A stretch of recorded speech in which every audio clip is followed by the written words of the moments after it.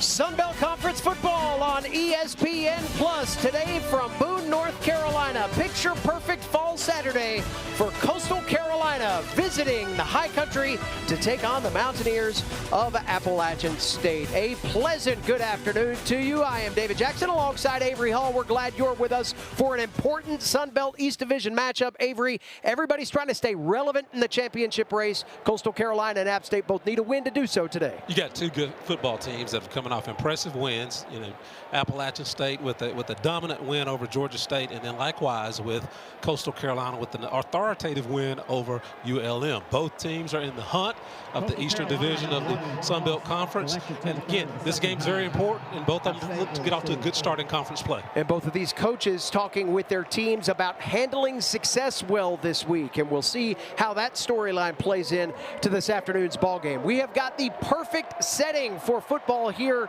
in Boone this weekend. The fall foliage is in its peak form. It is Chamber of Commerce weather here in the mountains of North Carolina. Should make for the ultimate great setting here for App State and Coastal. There you see the head coach of the Mountaineers, Dowell Loggins, in his first season guiding App State. His first time in this rivalry, as a matter of fact. He's got his team playing well. The Mountaineers picking up wins in back-to-back games at home against Oregon State 2 weeks ago, and then, of course, last week down at Georgia State. Tim Beck has never lost in this series against Appalachian State. His third year as the head Chanticleer, 17-15 overall. His squad coming in off of what Avery said was a dominant win over ULM last week in a rain-soaked game. About 180-degree difference in the conditions the Chanticleers are battling in today versus what they saw as a nor'easter moved up the South Carolina coast and drenched them. We said to Tim Beck, have you ever coached in a game where it's rained that much? He said, no, it just kept raining. And he said he finally dried off about Tuesday, I think is what he went with. So we'll see how things shake out here today. Get a gorgeous day for a rivalry matchup, 12th meeting all time between the two. They are split even 4-4 in Sunbelt Conference play. App State has a 7-4 overall advantage. Felipe LaForge, freshman out of the Baylor School in Chattanooga, Tennessee, will kick it off as we get set for rivalry football, divisional opponents for App State for the second consecutive week, as the Chanticleers booted away, and the Mountaineers will likely see this one sail over the end zone entirely, and the Mountaineers will go to work. LaForge has a big leg. We'll see how that works out early, and it's funny, he is one of those 5-star recruits out of the Coles Kicking School, and the Coles Kicking School, of course, owned by the father of the guy that's walking out to be the quarterback of Appalachian State right now. J.J. Cole kind of keep the football in the family, looking at his second start here for the Mountaineers at Kid Brewer Stadium, his third overall. Avery has completed 56% of his passes, 34 of 60, 527 yards, 5 touchdowns, no turnovers. He's been in complete control over the last 2 football games, done a fantastic job of managing the offensive play calling and just really just positioning the offense to be highly successful in the run game as well as the pass game. Rashad DeBinion takes the opening handoff for Appalachian State. DeBinion just under 700 yards of offense on the year on the ground. Picks up 2 on the opening touch of the ball game. Cole with the reverse, and now he's going to take off. Upfield, he runs across the 40-yard line. First down and more for J.J. Cole, and both of these quarterbacks we are likely to see today, Avery, equally dangerous with their feet. I tell you, just a good read by the quarterback. He looks over the field, he sees that everybody's covered, just decides to run. I mean, he decides to manufacture some yards with his feet. He's a big guy, 6'7", 245, but very, very mobile. That's a smart play by J.J. Cole. Tight end in motion is Larkins. Pass out on the boundary. And 1-2 missed tackles. Jaden Barnes picks up the first catch of the day for App State up near the 50-yard line, but flag on the play. Looks like it's going to be face mask on.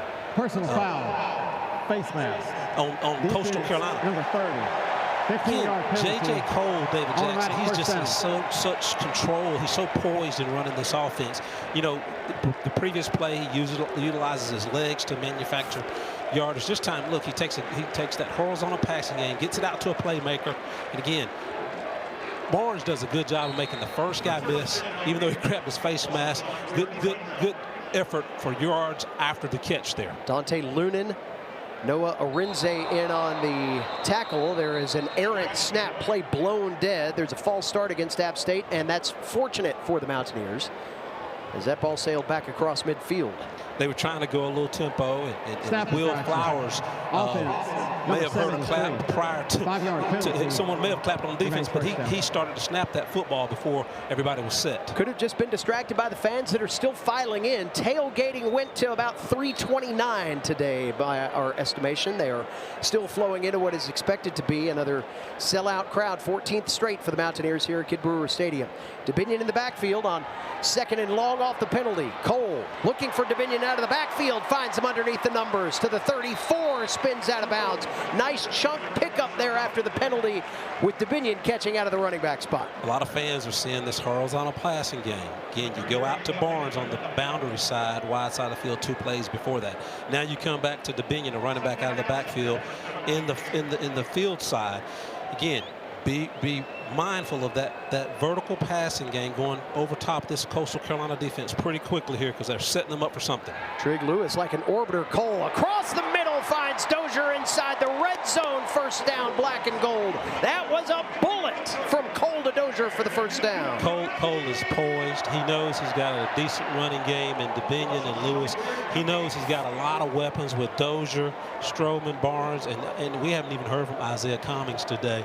But he knows he's got a lot of weapons, and he's doing a great job of just being poised, reading the defense, and attacking the defense versus giving them what they, taking what they're giving him. There's Trig Lewis, his carry inside the 15 to the 14-yard line. Tackled by Avion Jones, redshirt junior out of Wisconsin. Like App State, a lot of transfer portal guys, especially on the defensive side of the football. Both of these staffs rotating in and getting to a place of some maybe comfortability with their roster midway through the year. We'll touch on that more as the game goes on. Here's Lewis again, bouncing outside, still on his feet inside the 10, dragging, clears to the 7-yard line. That's a 1st and goal now for App State on the opening drive. Good job by the offensive line. If they show a replay of this, take a look at this replay. Number 63, Jaden Ramsey comes out and creates a seam for Lewis to run in. Great job by the offensive line. First of all, Caden Sweat knocking his guy off the ball. Will Flowers getting a good angle block on the 3 technique. Good job by the offensive line on that run play. 1st and goal, App State inside the 8-yard line. Handoff goes to Lewis again, and this time he is met by just about the entire front of that Coastal Carolina defense. Trey Brown coming in at middle linebacker. Team's leader in tackles, about 5.5 per game.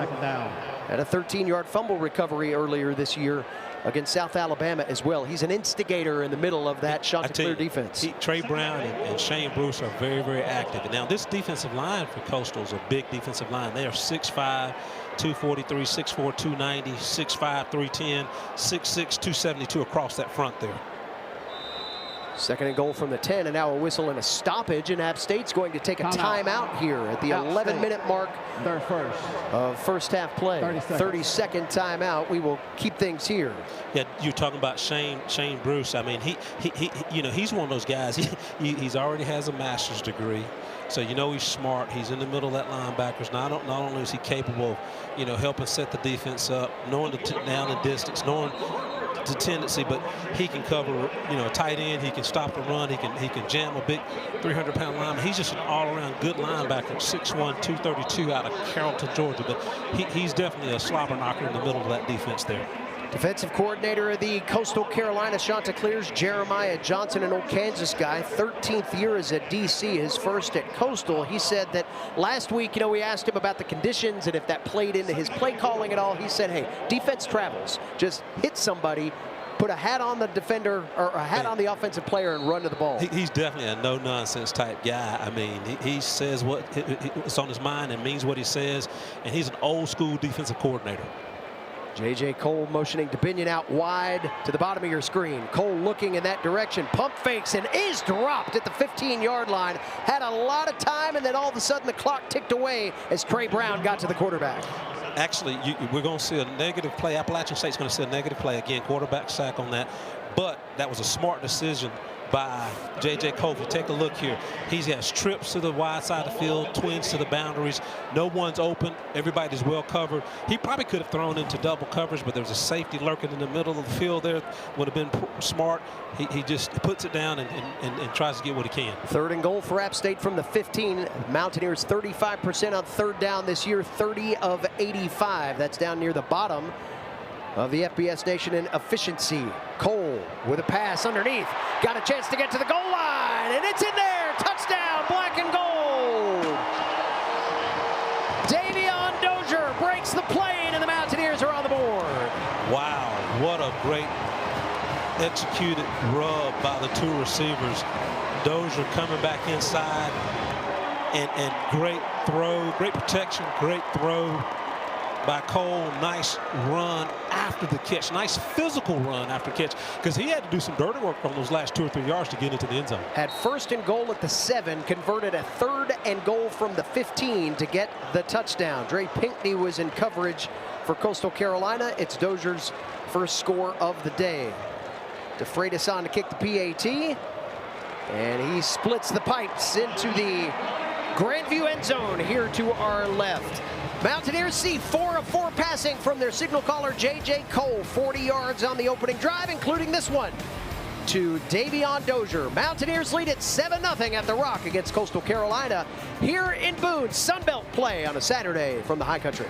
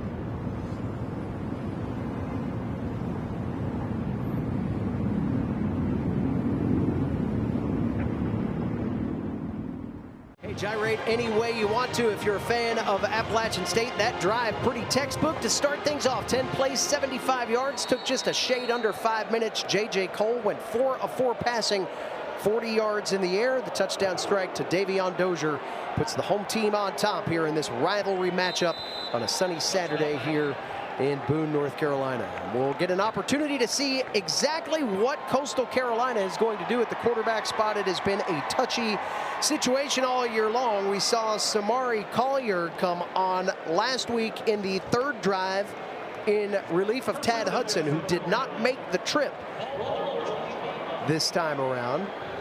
We see Collier in at quarterback for his first start. The redshirt senior from DeSoto, Texas. Calm, cool, and collected after he guided his troops to a 23-8 win in the rain last week.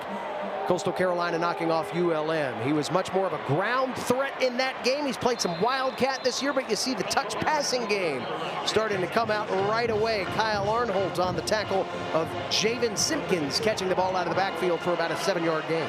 They go at a little tempo here, nicely executed play, but going with the little tempo here, trying to keep this ASU defense off balance, but nice play. With a little motion to the wide side of the field, throwing back to the weak side. Free play here for Collier as App State looked like they jumped, and Collier going to take off with his feet out to the 40-yard line. Stiff arms a tackler, gets the first down, and he'll probably keep it. The penalty should be against App State for a little defensive jump there right at the snap. Going back to Collier and the feet, that's something that Tim Beck told us right off the jump on our call with him this week. He said, hey, he is a guy that will bring a different element with his wheels to complement the passing game. We saw that kind of based on necessity last week in the ULM game. This is going to be a really true dual threat quarterback that we'll see on the field today. And when you talk about his wheels, you're not talking about a Corvette. This is a Ford Bronco. And what I mean by that, you know, Collier, he's 6'2", 231 pounds. He looks shifty, he looks small and quick and agile, but he's a big quarterback and he can do some damage. And that's why you probably see Appalachian more in zone coverage today versus man-to-man, because again they don't want to turn their backs to a guy like Collier who can end up scrambling and running around this football field all day today. So after the penalty, the Chanticleer is across midfield. These two teams have had some great battles, both in Conway and in Boone. Coastal Carolina with 3 straight wins in the series. App State hasn't won a game in the series since 2021, a walk-off field goal at that. Little option pitch, and that's got first down and more written all over it. Again, Simpkins on the catch. Dylan has made maybe a touchdown-saving tackle over on the far boundary. Big pickup of nearly 20. I tell you, again, they've just had some well-executed plays. Offensive line's doing a good job against the 4-3 front. And again, do a good job of sealing on that boundary side. And just a good pitch by Collier, a good run by the running back there. Simpkins on the first down run, trying to push the pile forward, picks up maybe 3-4 yards. This is a Coastal team that may have found the running game. Went well over 200 last week, but this is a team that does not run the football effectively. DJ, at least that's what their season schedule would tell. You and I are thinking so much like I was sitting here looking at this first possession, Chanticleer possession, and they're running the heck out of the football. Their offensive coordinator, he's from the Mike Leach coaching tree. He wants to really throw this football all over the field, but they're doing a fantastic job of running the football right now. Dominic nicely in at running back as Collier keeps, slings, and throws that one incomplete. Intended there deep in the formation for Carmelo English. Yeah, Drew Hollingshead, who's the offensive coordinator, last year coached at Western Kentucky. Again, he really, if he had his druthers, as we'd say in the country, he would be throwing this football, 60 times a game. But as Coach Tim Beck alluded to, they have to go with the personnel. They have to go with what's working for them. And right now, they're running the football. They had 277 yards rushing last week against ULM. 3rd down and 8 for Coastal, about a 33% team on 3rd down. That's 113th in the FBS arena. Well, listen to him here at the Rock, and now a timeout being called. Coastal Carolina had to burn the timeout. You could give a fan assist for that as the Rock got rocking. And Samari Collier needed a little extra time to think about what the Chanticleers wanted to do. So both teams burning timeouts on their opening possession. Maybe this is conference football, and we're done with all this non-conference stuff. You got to play the chess match from the start. This is why you work hard January through August. I mean, non-conference is great, and both of these teams have had tough and will have tough non-conference games, because Coastal Carolina still has South Carolina at the last weekend, I think in October or November, first week of November. But both of these teams have had tough non-conference games, but now it's time to get into the meat of the East Division race. And both of these teams truly control their own destiny, because if ASU wins out, they're Eastern Division champs. If Coastal wins out, and again, ASU, Appalachian State beats Old Dominion, they both will be in that. The winner of this game will win the Eastern Division, put it that way. 8 minutes and change in the opening quarter. 6th play of the drive. Coastal Carolina's gone right at about 50 yards. On 3rd down and 8, Collier drifting back, looking for the corner, and that ball's overthrown. No flag on the play.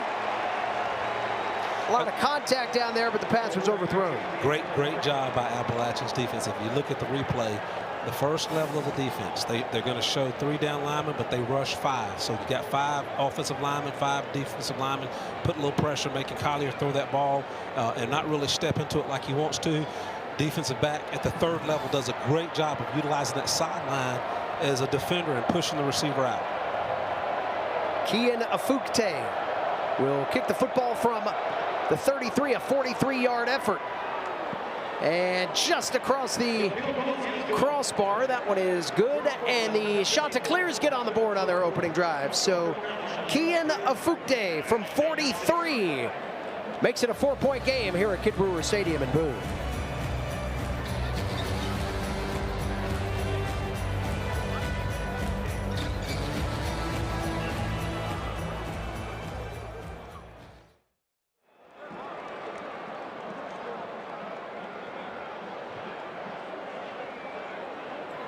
For App State, number 0, about now be number 46.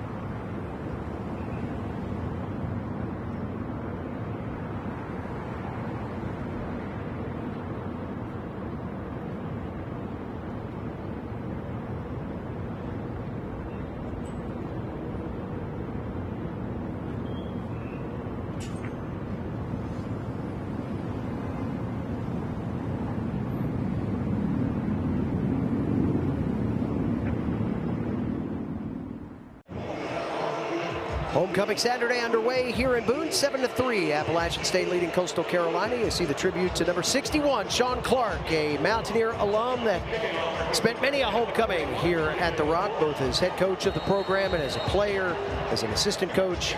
Heart's still with his family as we play on a gorgeous day in a rivalry game that has started out just like you thought. Coastal Carolina answers App State's opening touchdown with a 43-yard field goal, 7-play drive, 49 yards, 2:14 off the opening quarter clock. So the chess match begins between these two clubs, and we'll see how Appalachian State responds. One thing that Dowell Loggins might not like, as we see some flags on the kickoff, is the penalty bug. App State had done such a much better job of controlling penalties, only about 26 yards on average over the last 2 games. Already 2 infractions for 15, one of them a 10-yard penalty that prolonged that field goal drive by the Chanticleers to open up. Yeah, you know, you want to avoid those illegal blindside block. Number 44 return to 15-yard penalty. For example, illegal blindside block on a ball that's a touchback. That's not a smart penalty. Half the distance. But you don't want to have those mental penalties, you know, particularly prior to snap. But you definitely don't want to have dead ball penalties. But take a look at the blindside block. Yeah, you don't want to do that. Yeah. Right? You got to avoid those types of you know, penalties. 3 penalties, 28 yards thus far. But the one thing, and again, a lot of people are probably going to boo me when I say this. I do like the energy and the effort. Boo. And when you have seriously, when you have some penalties that are effort because of effort, I get that. But you have to eliminate. You can't have 9 and 10 of these a game up to 100. 100 yards. So you got to try to eliminate some of them. And re-kick. Now they're not booing you, they're booing the re-kick now. So App State will send the special teams unit back out, and Coastal Carolina will re-kick, and this will, I'm sure, affirm the touchback. Maybe there'll be no extracurriculars this time around. Well, if he's kicking from the 50, he should kick it to Banner Elk if he's kicking from the 50. So going back to what we were talking about in terms of App State and the penalties, the Mountaineers averaging just 4.5 penalties for 26 yards over the last 2 games. The fewest of the season. They had only 3 penalties against Georgia State. They averaged better than 84 yards a game in penalty yardage in the first 4. We talked with Dowell Loggins earlier this week about kind of that first 4, last 2, and there is a stark contrast. And you're looking at penalties being eliminated. You're looking at better quarterback protection, cleaning up some of the things. They've cleaned up a lot of things. In that Lindenwood game, you had 3 fumbles, 1 interception. Southern Miss 3 interceptions, 3 in the red zone. You had 9 penalties. In Boise, 11 penalties. I think we had like 12 turnovers and 36 penalties in those 3 games.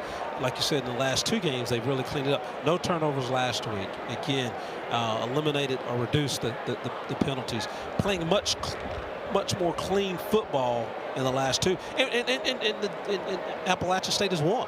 So if you clean up those things and play good football, good things happen. That kick will not quite make it to Miller Hill, but nearly did. Felipe LaForge had that as a goal. He had to have. Let me kick this ball into the seats. Let me go Aaron Judge style from the 50. So the Mountaineers will be right where they could have been had they not had the penalty there on the kickoff. I tell you what, J.J. Cole's off to a good start.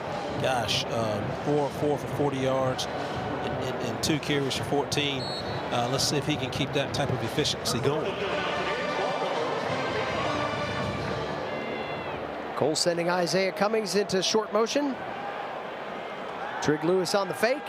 Pass out to Cummings in the flat. His first catch today up to the 30-yard line. About a 5-yard pickup on first down. Cummings 8th in the league in receiving coming into play today. Dowell Loggins saying earlier this week he has the traits, he has the skills, he has the body to play in the NFL. Really likes how he's emerged in the last couple of weeks. I mean, he's been very, very productive. Averaging 11 yards per catch. He rarely drops balls. He runs good routes, whether it's crossing, whether it's that underneath route out in the flats like he just did. Just a good football player. 2nd and 5. Here's Trig Lewis, right side, got tripped up there at the last second. Savon McDowell took him down, sophomore out of Dinwiddie, Virginia. That'll bring up 3rd and short for App State. Go back to Cummings. He was a guy that played at Kentucky, played at Louisville. One of the benefits of the transfer portal, finding the role that he can really showcase his abilities. And that pass-catching tight end spot not available to him really at Louisville. He's found his way into the offensive mix here again over these last 3 ball games now. 3rd and short. Cole, quick release. DeBinion catches, has the first down as he gets about 2 yards upfield from the sticks on the far side, and the Mountaineers move the chain. Pretty good play call. And if you take a look here, Appalachian motion to the wide side of the field and throws back to the boundary with DeBinion. Again, if that cornerback takes 1 step to the right inside, that gives DeBinion a little more space and allows him to get the first down. Miles Muyong on the tackle. First down and 10, App State from their own 38. Mountaineers moved down the field pretty efficiently on the opening drive. Cole to the air once again. Completes a pass to Barnes, who gets rocked over on the Mountaineers sideline. Jamarion Wayne, the senior out of Missouri, who actually played as part of DJ Smith's defense there, showed his former coach, hey, I still got the skills, man. Made that tackle just about right in front of him. Good open field tackle in space there. But I will tell you, what fans didn't see was that outstanding protection by the Appalachian offensive line. You got 5 guys in blocking. They rushed 6. You had a couple guys doing a little combo blocking to keep pressure off. Cole once again there. J.J. Cole with the pass inside the 40 to Dalton Stroman. Another Mountaineer first down. That's 8 of 8 to start the ball game for Cole. I tell you, Coach Loggins, he's calling a heck of a ball game. Doing a great job of distributing the football to your running backs in the horizontal passing game. He's gone vertical just like he did to Dozier.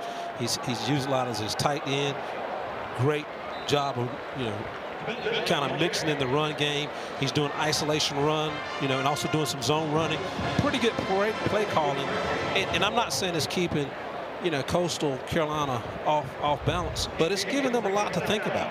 2-yard pickup on that last play for Rashad DeBinion. Luke Murphy in on the stop. Brings up 2nd down and 8 from just inside the 36-yard line. Cole with the handoff. Lewis started right, came back left to the 27-yard line. That'll bring up 3rd down and about 5 for App State. That was just power football, DJ. You got a tight end on that boundary side. You run Lewis right behind the big tackle, Jaden Ramsey, and the left guard, Caden Sweat. Both those guys well over 300 pounds. Big tight end there, and just power football. Mountaineers 2 of their first 2 on 3rd down today. Cole to fire through the fingertips of Jaden Barnes. Had the 1st down gain. And now decision time for Dowell Loggins. That's a long field goal, or it could be a relatively manageable 4th and 4. It looks like they're going to leave the offense out. App State this year on 4th down, 7 of 12, 58%. It's in the top 65 in the country. DJ, going back to that last pass play, Coles to Barnes, 6'7", throwing to a guy who's 5'8", and he was only 4 or 5 yards away from him. That's a hard throw for a 6'7" guy. Here's a big moment for the Coastal defense potentially. Cole looking, finds Cummings, releases inside the 20, cuts it inside to the 10, 1st down and more. Black and gold. Man, you know, you talked about Coach Loggins talking about Cummings having the ability to play on Sundays. He looked like an NFL tight end coming across the middle. If you take a look, he comes across in that crossing pattern, and just good poise, good read by Cole, good delivery of the football, throwing it in a place where he can catch it and continue to run. Just good execution by both players. 1st and 10 inside the red zone. Mountaineers 13 of their last 13 in terms of red zone scoring. Rashad DeBinion going to take the whole pile. He's still pushing forward. That's a touchdown. Are you kidding me?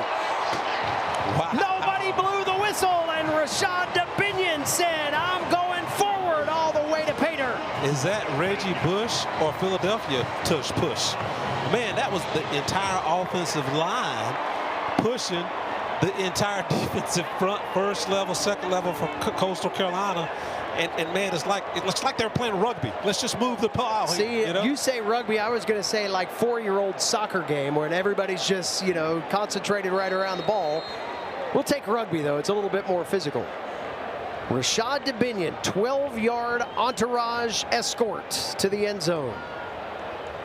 DeFreitas on for the PAT, and if that's not a sign of strength here early in this football game, I don't know what is. Rashad DeBinion, let's check it again. He's going to bring everybody.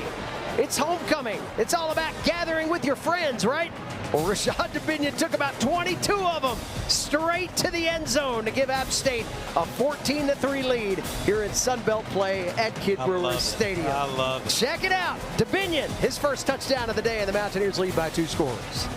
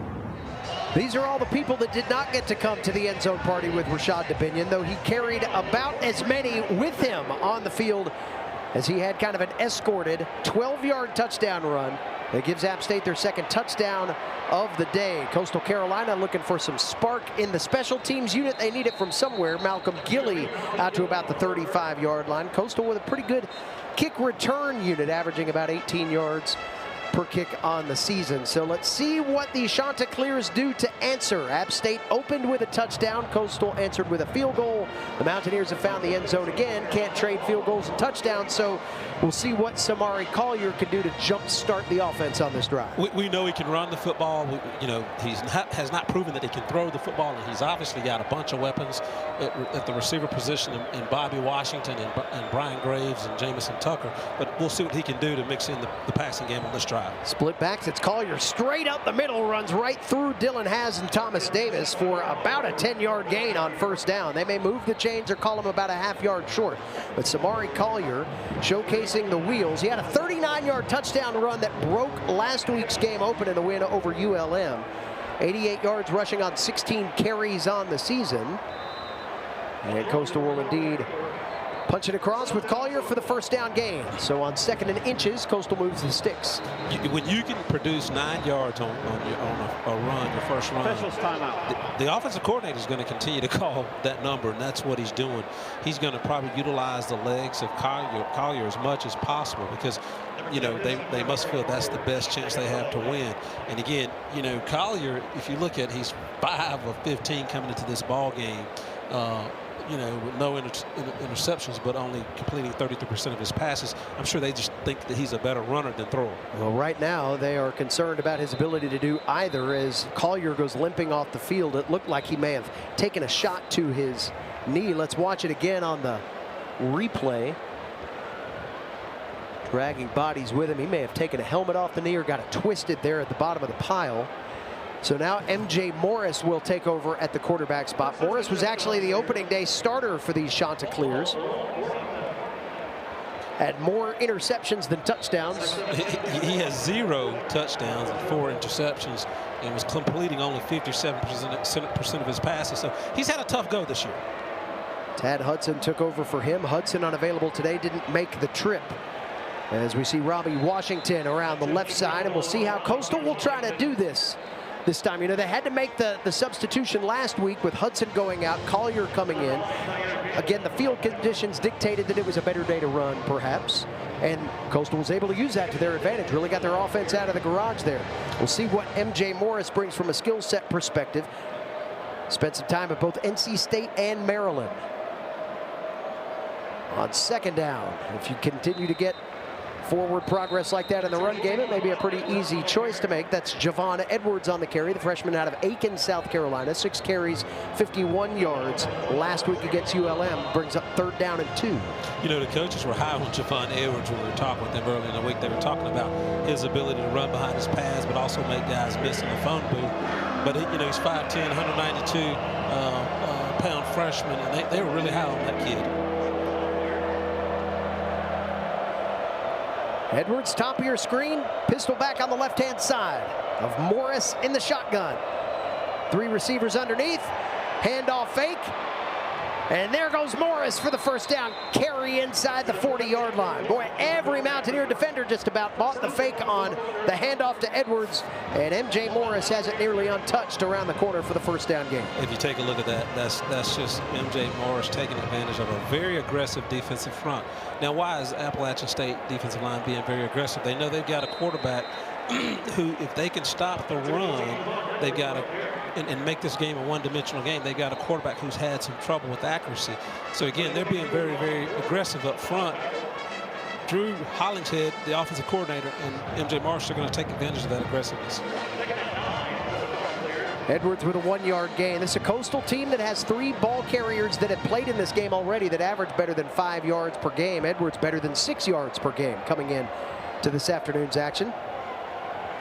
Now it's Morris looking to throw, completes one over on the sideline, and then some to the 5, cuts it inside. That's a Coastal touchdown. Malcolm Gilley, the late shimmy move, and the Chanticleers in the end zone for the first time today. That really poor tackle. again, you've got a pass where they're thrown out in the flat. Wide receiver catches the football. Malcolm Gilly, if I'm not mistaken, 6'1", 202 pounds. He's a pretty good sized receiver, but he makes 3 or 4 Mountaineers miss, and you just had sloppy tackling on that play. 34-yard touchdown strike to Malcolm Gilly, the first passing touchdown of the year for MJ Morris. It could not come at a better time for Tim Beck and the Chanticleers. The PAT is good, and we've got a timeout on the field with just 30 seconds to play here in the opening quarter. Avery Hall, you see Coastal Carolina strike back, and that is conference football at its best. A little bit of you do this, we'll do it too. And Coastal Carolina needed that score and got it. Coastal Carolina has played well here. Think about this. Hey, Coastal Carolina's 4-1 in the last 5 ball games. They beat Appalachian here in 2023. They're not afraid. They're going to come here and they're going to play their brand of football, and it's going to make for a great football game. The key will be, David Jackson, how does Appalachian State's offense respond? Now, they've responded well to Coastal's first field goal, first score opportunity. Let's see how they perform or respond to this score. Malcolm Gilly, his first touchdown in Coastal Carolina teal. Ball State transfer. Gets the Chanticleers in the end zone for the first time today. That was a 7-play, 65-yard drive. A little bit more than 2 minutes and 45 seconds off the first quarter clock. We might be here for a while with the frantic scoring pace. Kickoff by LaForge away. It'll sail out of the back of the end zone, and the Mountaineers will bring it out. DJ, we probably didn't expect anything less. I mean, you got 2 Sun Belt East Division football teams that develop a pretty competitive rivalry, and again, Coach Tim Beck's 2-0 against this Appalachian team, so he has a lot of confidence. His players have a lot of confidence, and again, Appalachian should be hungry because they've not won in this series since October 20th of 2021. Am I correct there? That's right. Walk-off field goal by Chandler Staten in this building. The last win for App State in the series. J.J. Cole, 9 of 10 in the passing game. He's trying to change that. 94 first quarter yards thus far. His Mountaineers lead by 4. Well, play action fake to nobody, and then the pass dropped by Cummings at the 35-yard line. Cole went to do the old, hey, I'm going to fake it to this guy, but there was no guy there. Pretty obvious pass play. Cummings just dropped it. That was probably a first down gain after the catch. Yeah, and you know, Cole had a little pressure on him too, which made for a little errant throw. Not an errant throw, but a throw that was a little ahead of the receiver. And again, he just couldn't catch up to it and couldn't pull it in on his fingertips there. Second down and 10 for the Mountaineers from their own 25. 25 seconds left in this opening quarter. There's a pass over on the sideline underneath the numbers, and that is Dalton Stroman on the ground. Dalton Stroman did a good job of finding a nice little hole in that zone coverage and did catch the football. So great job by Dalton Stroman on catching the football. He had a case of the dropsies last few ball games, but did a good job of reeling that one in. That'll take us to the end of the first quarter. App State elects not to get one final play off, and we get through this first 15 minutes relatively even. Both of these teams finding points. The Mountaineers with 2 touchdowns. A little bit of strength right there on the goal line. Davion Dozier and Rashad Dominion doing the honors, helping App State to a 14-10 lead after 1 here in Boone.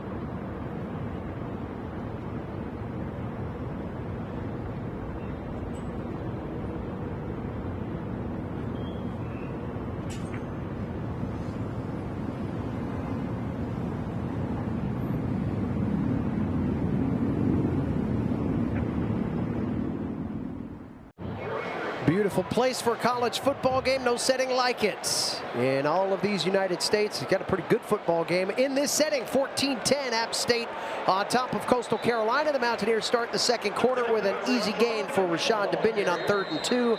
He will move the chains, and we have an injured Mountaineer.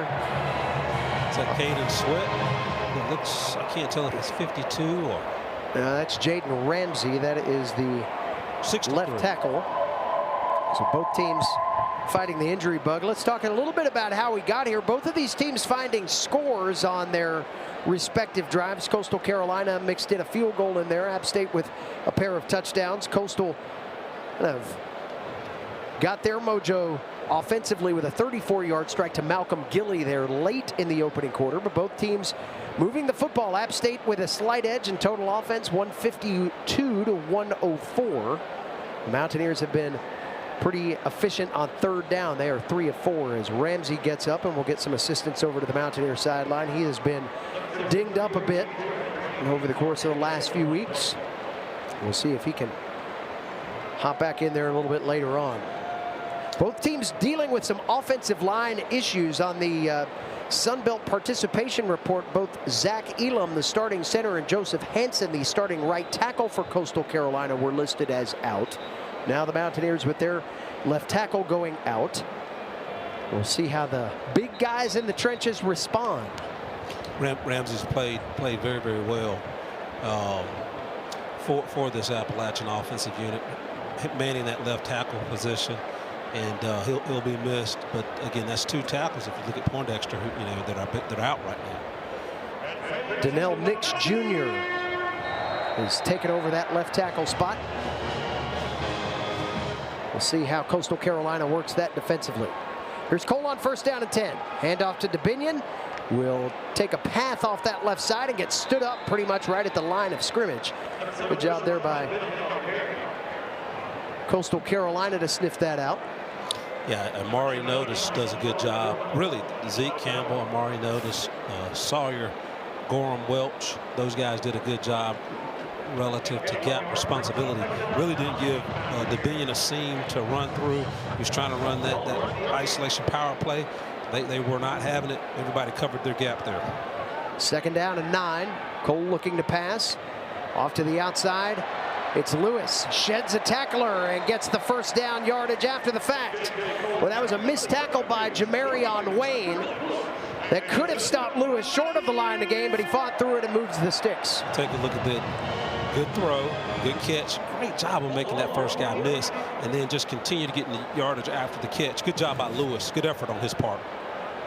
It's Lewis's first catch of the afternoon. The Mountaineers have worked to now 6 different receivers in the ball game. 1st and 10 near midfield. Play action fake. Cole across the middle again, finds a man in stride. That's Sanchez for a 1st down gain, and another great pass from Cole on a dime. I tell you, Cole has really played impressively. I mean, DJ, is he what, 12 of 14 now? Or 12 of 14. 12 of 14. He's doing a good job of going through his read progression, whether it's short to deep to route. His receivers are responding to him. He's putting the ball exactly placing the ball where it needs to be placed to catch it. And again, just good poise on Cole's part. There's Lewis on the carry inside. Trey Brown grabbing hold of him and minimizes his gain. About a 3-yard pickup to the 30-yard line.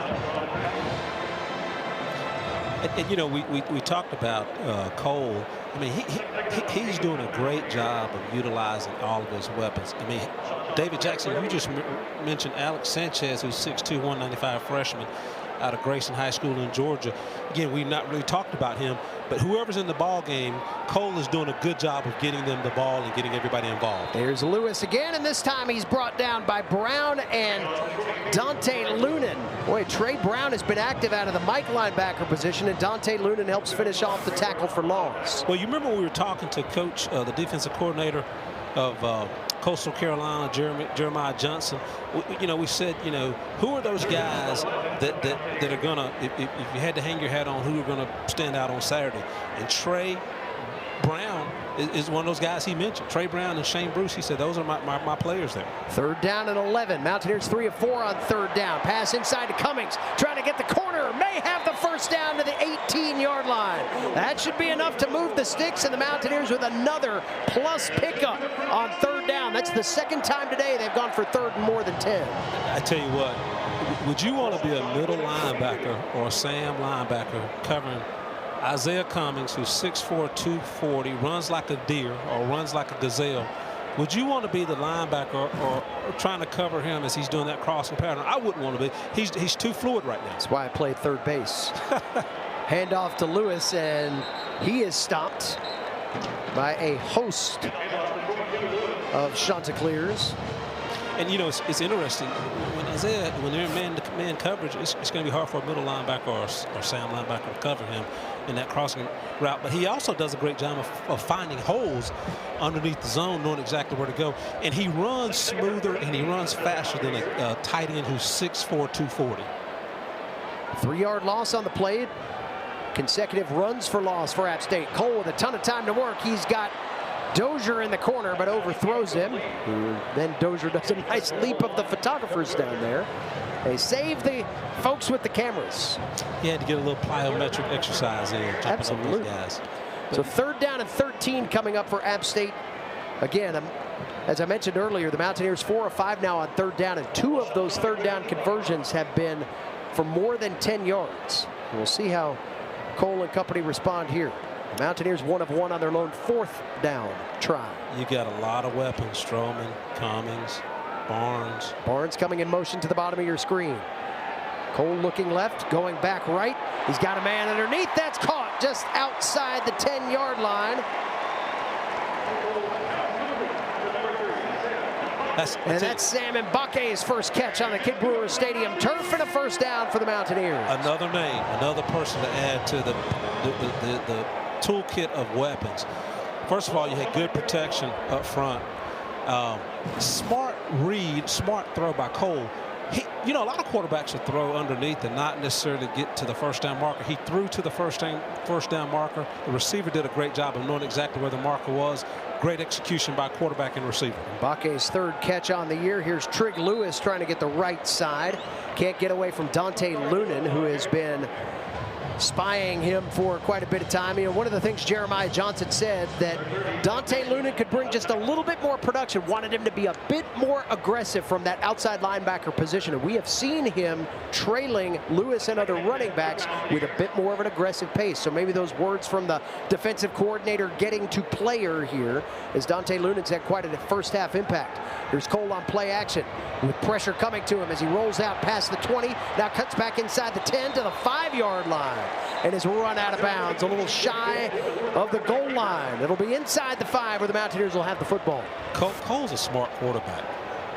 He's rolling out to his left. Think about this. If you see the play, he knows there's not a receiver that he can throw to and make a safe throw, so he knows he's going to run. He starts directing his receiver to block so I can get as much real estate as possible. That's just a high IQ play. Third and goal from the 4. Trig Lewis, the protection back off the left side. That's Barnes in motion, lines up in the right side slot. Now Cole will check. 5 on the play clock. Cole right. Catch. Reach. Touchdown! Jaden Barnes to pay dirt again, and the Mountaineers have scored on all 3 of their drives here this afternoon. J.J. Cole showing a lot of poise. Offensive line doing a great job of protecting. Running backs even doing a good job of picking up a blitzing linebacker on that particular play. Nice, smooth throw to Barnes. Barnes does a great job of yards after the catch, getting in the end zone. That's just a well-executed offensive football play.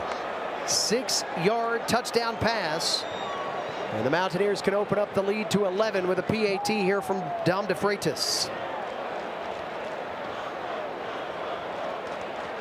Good snap, good hold. And the Mountaineers are 3 for 3, all touchdowns thus far here at the Rock on this Saturday. Beautiful pitch and catch, Jaden Barnes to pay dirt, and the Mountaineers continue their offensive onslaught here in Sun Belt Conference play against Coastal Carolina at the Rock.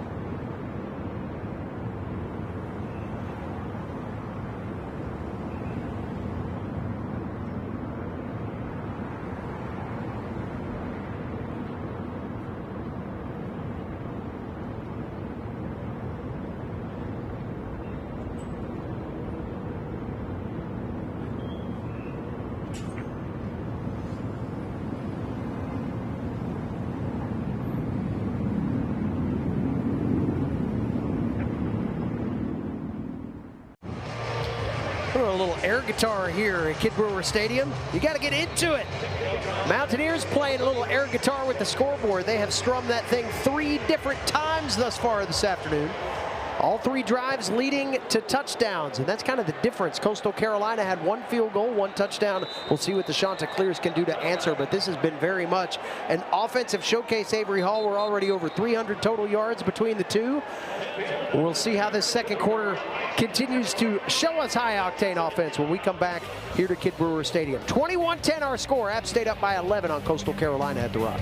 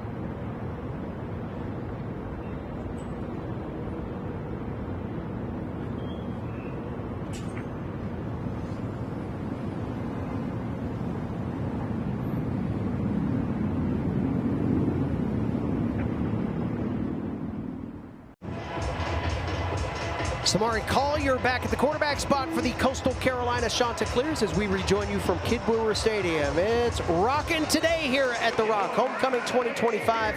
App State has done their part. They put 3 touchdowns on the board thus far. Coastal Carolina with their 3rd drive. Neither one of these teams has been denied points on any drive thus far. So if you had the over, if you're on the ESPN Bet app, if you had the over, you're probably in good shape right now. I don't think anybody's going to stop anybody today.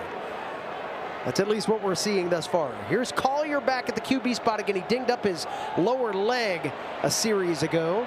And Collier on the keep. We'll get back to the initial line of scrimmage. Kevin Abrams for Wayne and on the tackle. You know, you're talking about offensive proficiency. I mean, you really just got 2 teams that are building off what they started last week. I think Appalachian scores on 50% of their drives, and that's a high clip. You typically don't do that. And of course, Coastal Carolina had a lot of success against ULM. So they're just both teams have picked up where they left off last week. Nicely in it, running back. The pass goes to Brooks Johnson, the redshirt junior, who had an 8-yard touchdown catch last week. Picks up 6 yards there, gives Coastal 3rd down and manageable. We'll call it 3rd down and 4. Chanticleers just 1 of 2 on 3rd down today. Tim Beck said you got to win 1st down to eliminate the need for these 3rd down plays. It went no gain on 1st down, 6-yard pickup on 2nd. So we'll see if Collier and crew can move the chains and keep the drive alive. Collier clap. He knows what the defense is going to do. They showed their hands a little bit. He goes up. He changes the play. Nicely in at tailback. Collier using Nicely's block. Will take off, has the 1st down and more to the 45-yard line. Spins his shoulder into the Mountaineer defense and has enough for the 1st down. DJ Burks took the brunt of Collier's twists there at the end of the play. Take a look here. Collier knows the defense is in an odd front, meaning they've got a nose tackle over the center. He knows he's got a 3 technique on both sides of the guard. good seal block. He does a good job of running in between that seal block and the open space there. 1st and 10 from the 40. Collier slings one into the Mountaineer sideline, intended for Carmelo English. Go back to M.J. Morris for a second. You know, one of the things that Tim Beck had to be concerned about was depth coming into this ball game. As a matter of fact, John Hunt, a redshirt freshman quarterback that has not seen game action yet, went through warm-ups. I mean, he is clearly the 3rd guy.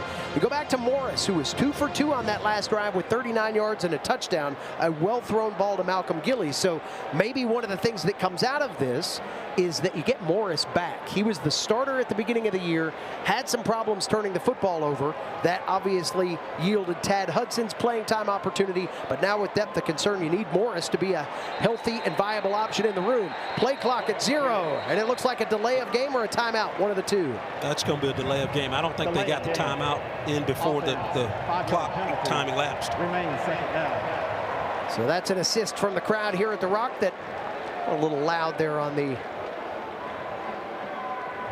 2nd down play call. So 2nd and 15, the call on the 5-yard penalty. Well, you know, it's a situation where you're talking about going back to the quarterback situation or scenario, man. Gosh, they had, you know, Tad Hudson, they had Samari Collier, they had M.J. Morris, and now they're down. It looks like Tad Hudson, so they've kind of played the musical chair at that quarterback position. But the good thing is they have 3 good ones. There goes Nicely. He's a pretty good running back out of that stable and takes it across midfield and more. Knocked out of bounds at the 26, and Dominique nicely parts the seas and gives the Chanticleers the doorstep of the red zone. Good vision by Nicely. Again, he bounces outside. It's one of those zone plays where he's looking to find the seam in that outside zone. Good vision, good balance, good run, good speed after he gets into open space. Scat back type runner. Drew Hollingshead said he's one of those guys that can make one cut and go, and that's exactly what he did. What goes down in the books is a 35-yard gain. Handoff on the end around. And now a pass back to Collier on the other side. Collier trying to make some people miss. Inside the 20 like a pinball. And Coastal Carolina uses some trickery here. You know, that's just a really executed play. The linemen all jump down. Take a look at this. They all flop down. Bam. You know what that does? That keeps him from going downfield and getting illegal man downfield when he throws it back. Even though he throws it behind the line of scrimmage, a lot of those times those linemen will get downfield and they'll have to call that one back. They drop down. They give the play time to develop.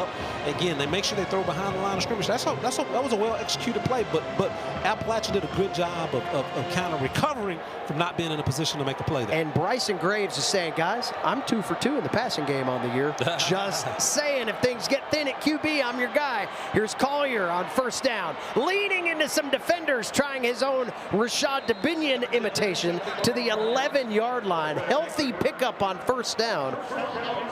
For Samari Collier, he'll move the chains on a 10-yard gain. You see him leaning into those linebackers. He's not afraid. I mean, you know, Samari Collier, he's 6'2", like I said, 231. He's a redshirt senior. He's an older guy, not afraid of contact, not afraid of physicality. Now he's leaving the ball game, but he'll lean on a linebacker. He's not afraid of contact. You know, Javen Simpkins said of Tad Hudson that he really likes to lean the shoulder in on the goal line. That's a trait of all of these QBs. We've seen evidence of it. That's good coaching there from Drew Hollingshead at the QB position coach spot as well as offensive coordinator.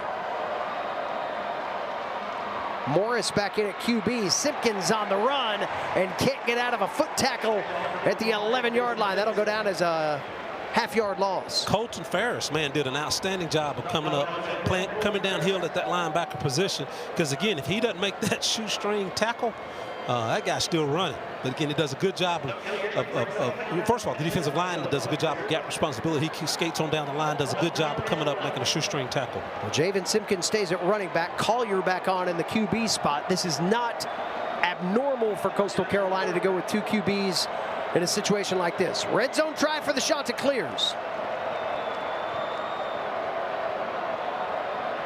Collier has been trouble on the ground, trying to go to the air, and throws that one off the pads of his intended target. That'll bring up 3rd down. Again, he didn't get a chance to step into that one, had a little outside pressure, and really couldn't step into that one like he wanted to, and really underthrew the football. actually hit the ground before it got to the receiver's intended target's hands. Eli Aragon was the intended target. Coastal without 2 receivers, Malik Mega and Colton Hinton, out for today's game. So going down that receiver tree a little bit are the Chanticleers. 3rd down and 10. This place is loud. Collier drifting back with pressure coming. A little underneath touch pass complete. Cut back to the 5 and tackled at the 4-yard line. Excellent vision by Bryson Graves to get back underneath, but he couldn't quite get inside the 4.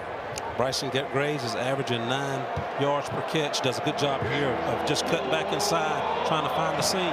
Coastal going for it here on 4th down. 4 of 9 on the year. Here's Collier straight up the middle, and he parts the seas. Touchdown, Chanticleers. Samari Collier calls his own number, and the Chants score on a 4th down try. Again, up tempo by the Chanticleers, not giving Appalachian time to kind of think about what they're going to do. Again, they've had a lot of success running outside on the perimeter with the quarterback, but that time they went straight into the belly of the defense. Their offensive line, Kane McDonald, Joseph Hanson, Zach Elam, Thomas Johnson did a good job of creating a seam for Collier. 7 carries on the day, 47 yards and a touchdown. The PAT is good, and the difference in this game, a field goal versus a touchdown. Back and forth we go. Both of these teams scoring on all 3 of their drives, and right now Appalachian State clinging to a 21-17 lead as Collier takes it to the house here at the Rock.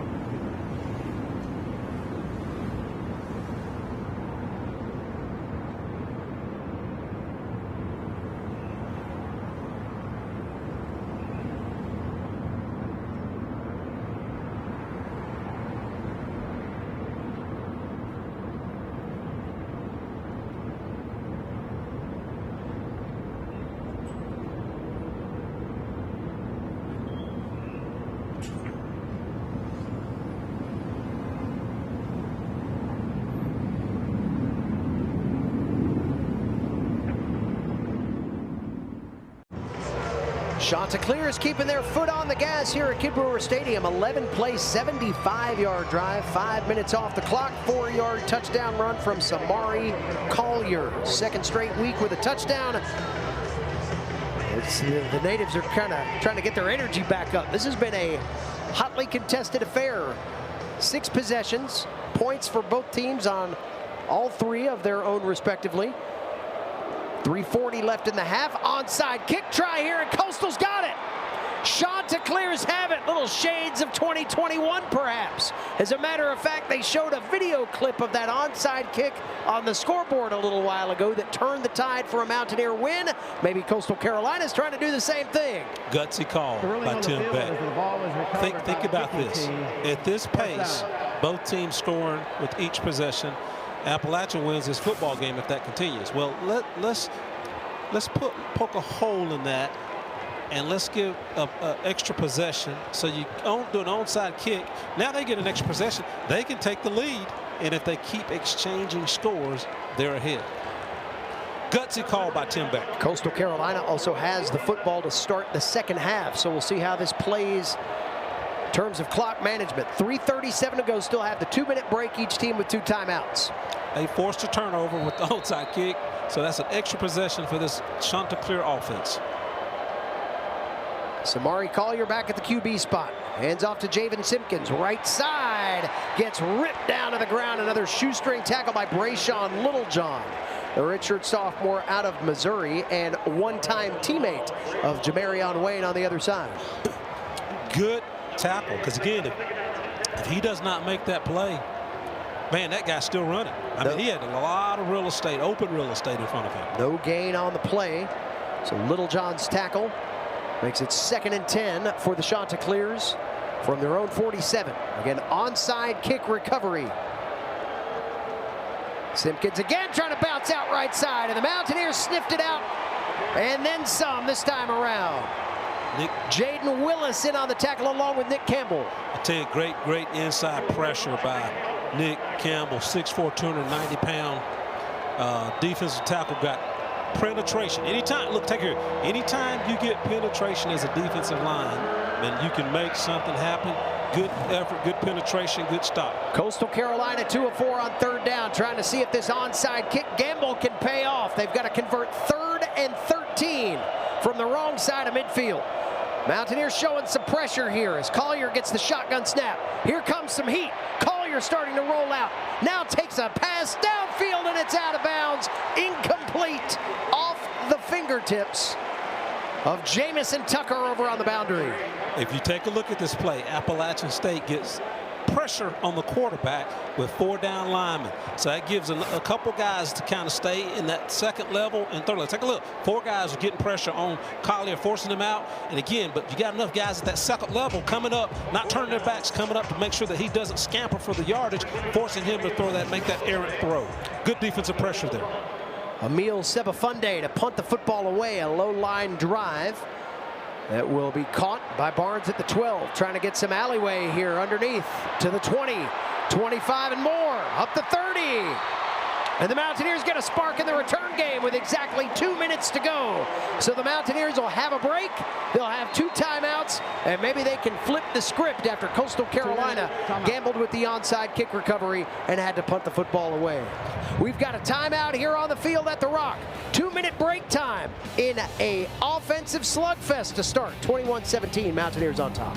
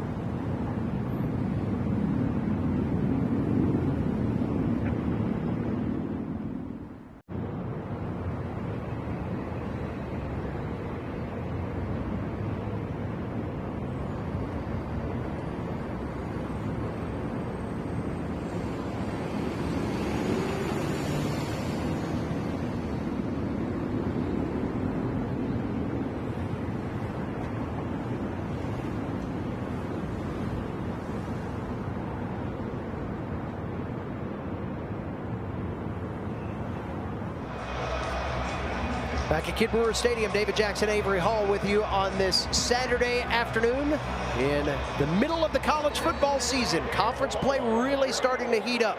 Tim Beck took a gamble, an onside kick, got that conversion, and his team ultimately couldn't do anything with it. They give the ball back to Appalachian State with Rashad DeBinion picking up 3 yards on first down. And now it's the Mountaineers who will try one last shot to put points on the board here with under 2 minutes to go in the first half.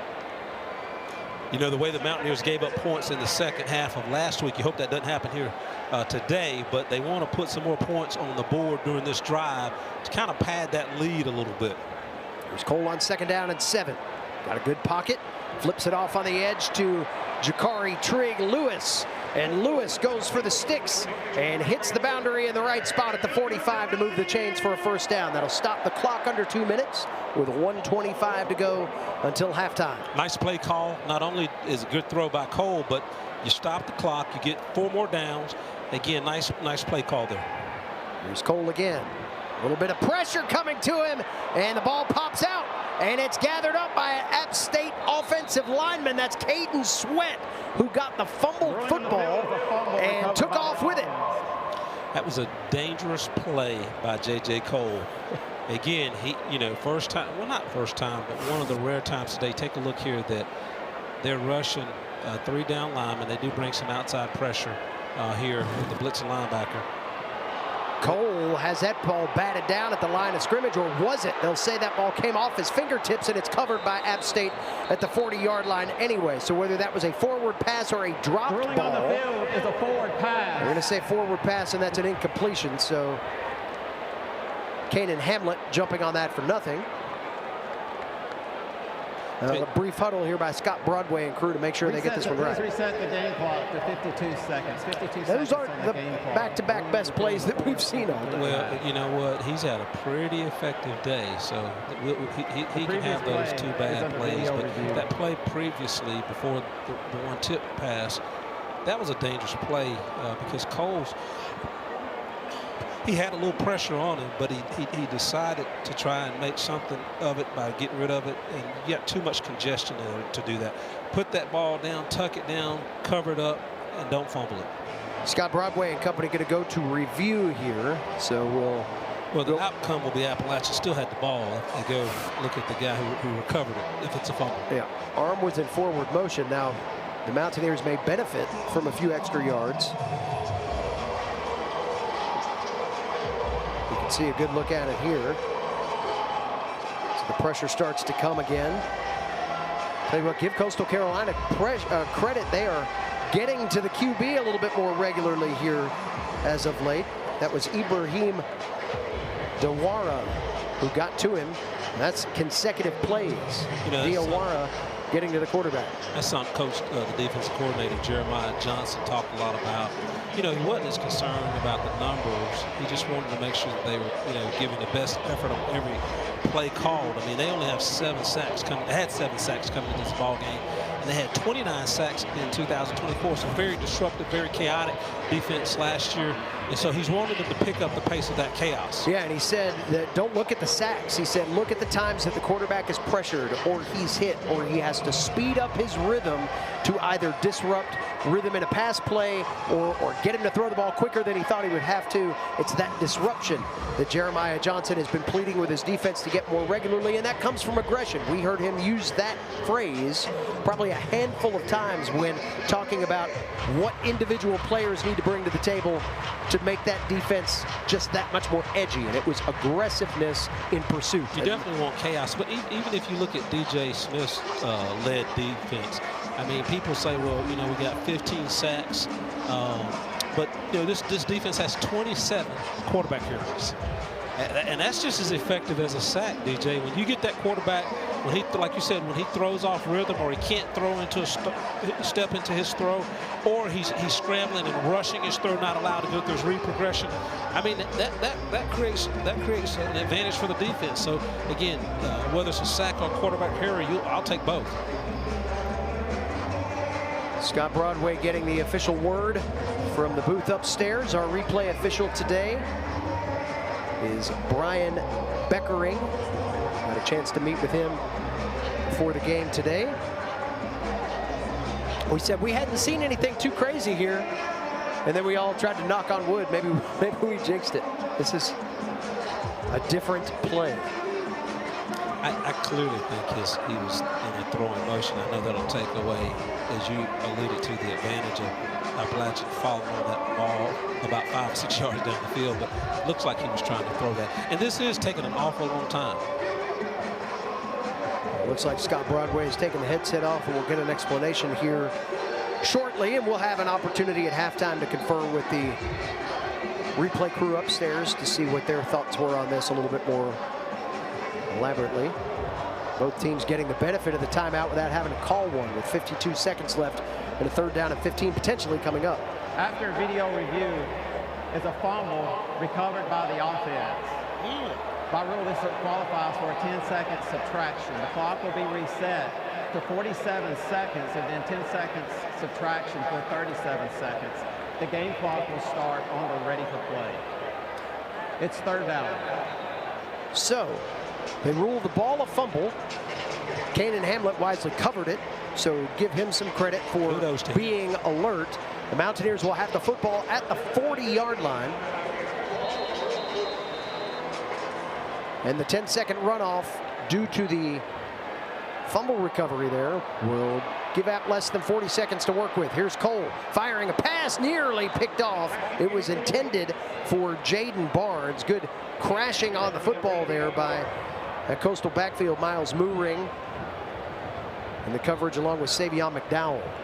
That was a dangerous throw by Cole. Again, he's made some great decisions today, but I probably would have tucked that one and run it. But that's 3 bad kind of, out of character plays for Cole.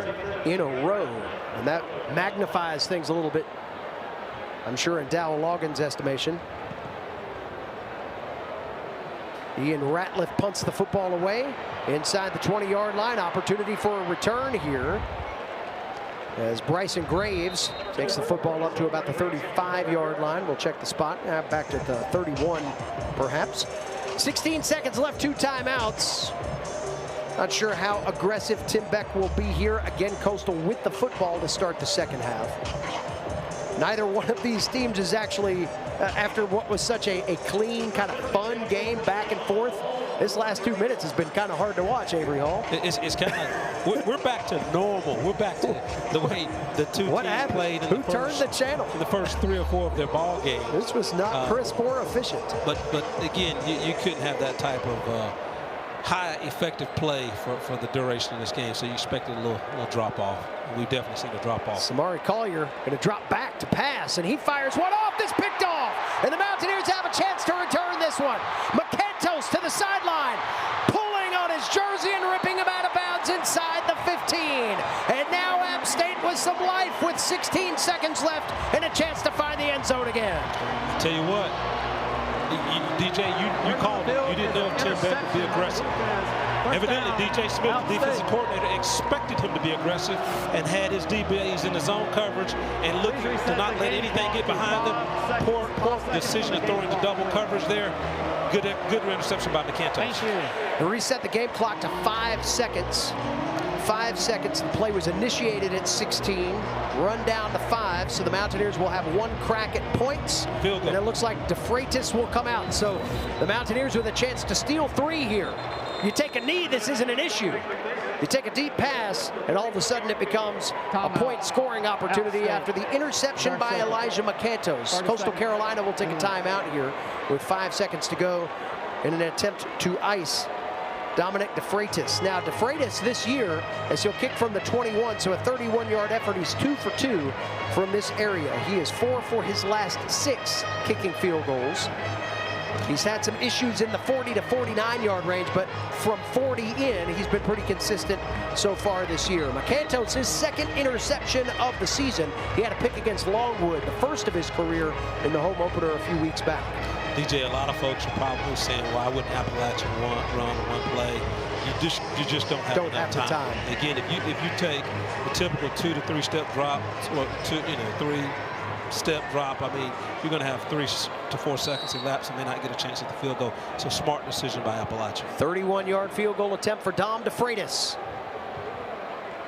Good snap, Hold is down, the kick is on its way, and it splits the pipes. And the Mountaineers end this first half by stealing 3 on the late turnover by the Chanticleers. It's a 31-yard field goal from Dom DeFreitas that gives App State a 24-17 halftime lead. The Natives happy here at Kid Brewer Stadium as we send things to break here at halftime. We're back with our halftime coverage right after this. Mountaineers trying to get conference win number 2 under their belt.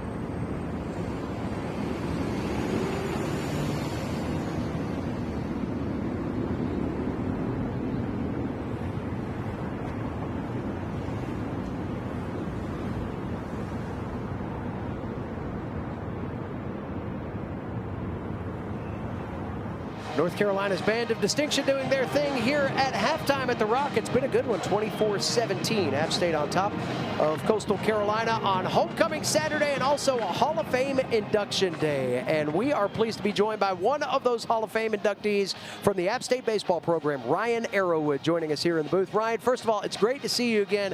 You were part of one of my favorite teams at App State, period, back in 2012. Big run in the NCAA regionals. I know that that's a big part of your resume, but you had an incredible career here. What's it like to celebrate that today? It's outstanding. I mean, it's all glory to God. I mean, it was a great accomplishment to have personal achievements like I did, but it never could have been done without the teammates that I had around me.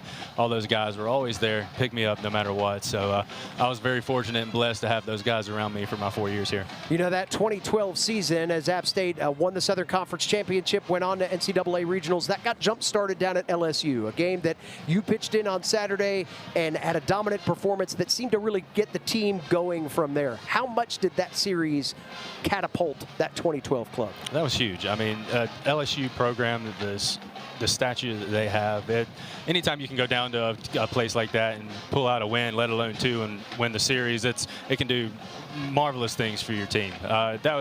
I mean, we knew we had a great team that year. The camaraderie we had together, all of our guys loved being around each other on and off the field. Being able to put some wins together to prove to everyone else, not just us, that we were real, that was a great thing. Your last performance for the Black and Gold, a win over Oklahoma in the regional opener. You had a no-hitter through 7 innings of that game. Did you know? I don't think I've ever had a chance to ask you this. Did you know you had a no-hitter? I didn't. I mean, you're so in the moment. It's you know you're doing really well, and you know balls come off the bat, and it's just not in your head right there. Like, okay, I actually haven't given one up yet. It's more about going out, making those pitches for my team, being able to get us in and out of the dugout, get us back in there, and possibly getting the win. So it wasn't on the top of my head. Pro career for you. You spent some time in the Rockies organization. What was that like for you? It was great. I mean, I got to travel all around the U.S., meet some great people, a lot of good teams within the organization. We were able to have some success in the minor leagues with a couple teams I was at. So a good organization, a lot of great people, and I mean, it was a great experience. Kind of neat to see Hall of Famers passing the torch. You're passing the athletic torch on to your kids. We were just talking about that. What does the Arrowwood daily commute look like these days? It is nonstop. We've got gymnastics 4 days a week. We've got baseball and soccer other days a week, plus a little bit of overlap. So me and the wife are splitting directions everywhere we're going. But it's a good thing. Keep them busy and keep them active, keep them out of trouble. So they love it, and we're going to keep doing it as long as they do. Last question for you. You know, you went into the Hall of Fame today with 5 people, but 2 of those guys are your contemporaries, and Dexter Jackson and DJ Smith, guys that were around campus when you were competing. What's that like to go in with people that you got a chance to see in the locker room, in the weight room, and kind of setting the tone for what was a very winning, successful period for App State athletics at the time? Absolutely. I mean, it just shows the kind of people, the kind of caliber that was brought in at App State. All the coaches have done a great job of being able to get guys in here that can help the success of the program. Being able to come in with a little bit of overlapping years with those guys and see them inducted, I mean, it's a great honor to be in there with those guys because of some of the success that they had, the Michigan game for Dexter and the career that DJ had. So it is very, very encouraging, humbling for myself. Well, it's awesome to see you get all of these accolades and your rightful place in the Hall of Fame. Congratulations. Welcome to the club, and I know we'll see you again soon. I appreciate it. All right, Ryan Arrowwood joining us, the 2012 Southern Conference Pitcher of the Year, part of the Hall of Fame induction class here today at Kidd Brewer Stadium. 24-17 our score at halftime. We'll come back and break this one all down for you and get you ready for an exciting second half from Kidd Brewer Stadium, homecoming Saturday at the Rock.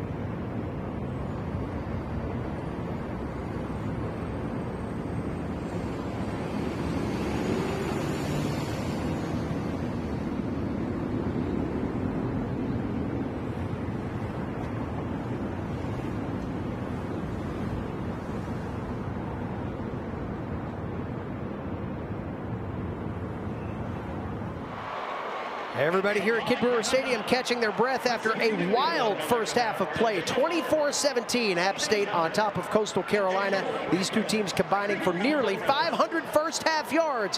Where will it ever end? We'll tell you how we got to this point and preview the second half when we come back to Kid Brewer Stadium. Homecoming Saturday. Mountaineers lead it by a touchdown.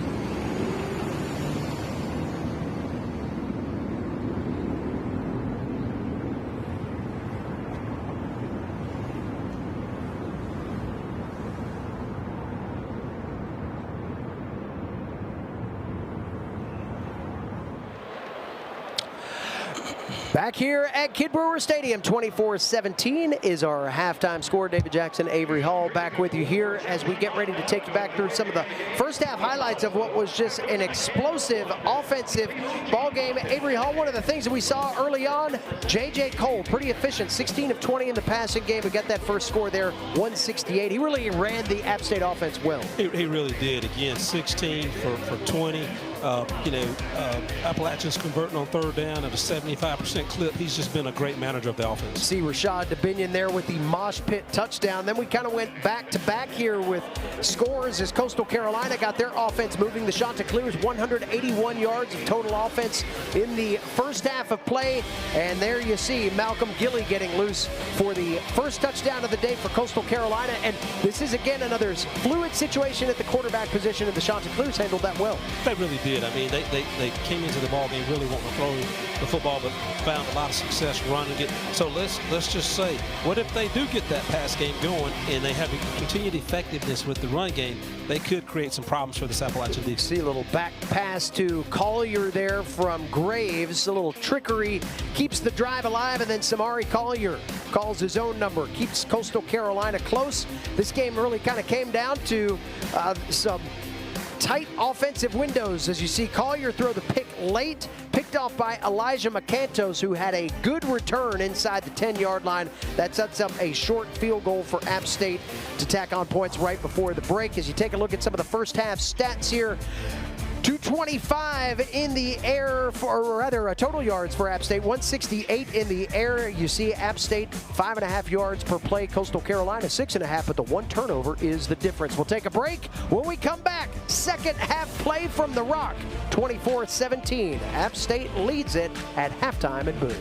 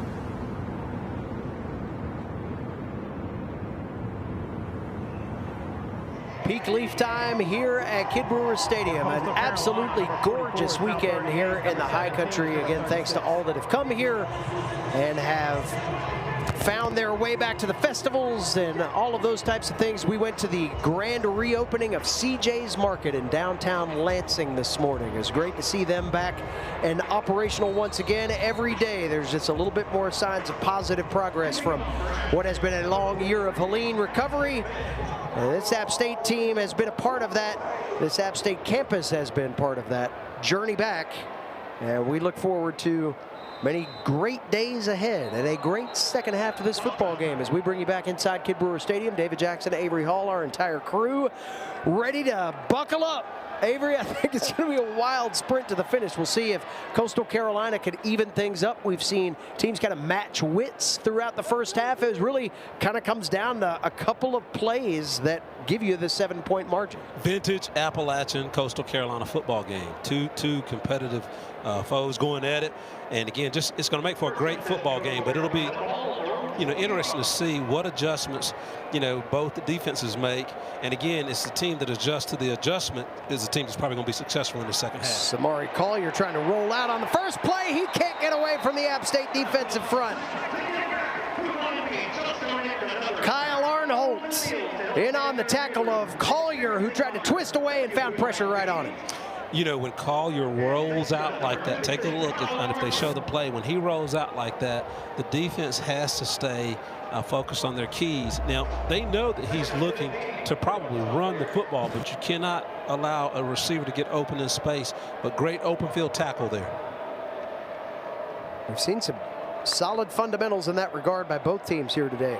Here's Collier again trying to run out of trouble, and App State has dialed up the pressure. Dylan Haas comes down from free safety. Adjustment. Who makes the best adjustment? What Coach DJ Smith has done is he said, look, we're going to make sure we shore up our gaps. We're going to make sure that he's not running in between the tackles or getting in the seam and find. Look, they know he's going to run. They're doing a better job of identifying where he is and getting to him when he attempts to run the football. 2 plays from scrimmage. 2 consecutive losses for Coastal. 3rd and 16 for the Chanticleers. They're 2 of 5 on 3rd down today. Collier drifting back, little pass in the seam.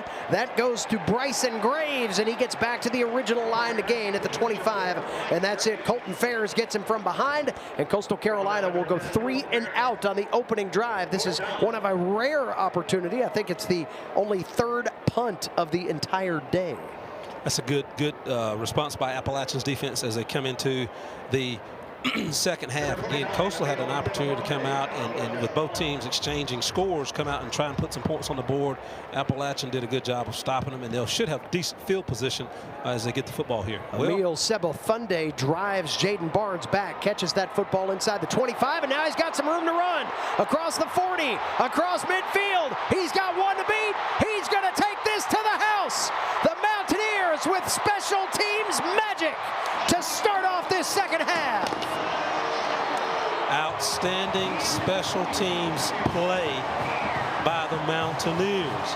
Again, you know, Coach Jeff Crosby, the special teams coach, is going to be pleased with his guys on the front side of the punt return team by doing a good job of making sure the punt was punted, but also doing a good job of getting back in the wall and creating a seam for Barnes to run in. Crosby's going to be really excited with his punt return team there. 77-yard return for Jaden Barnes, who came into play today as one of the top return men in the Sun Belt. He was 6th in the league in punt return yardage, and now he's going to be in the national conversation after putting points on the board to start this second half in dramatic fashion.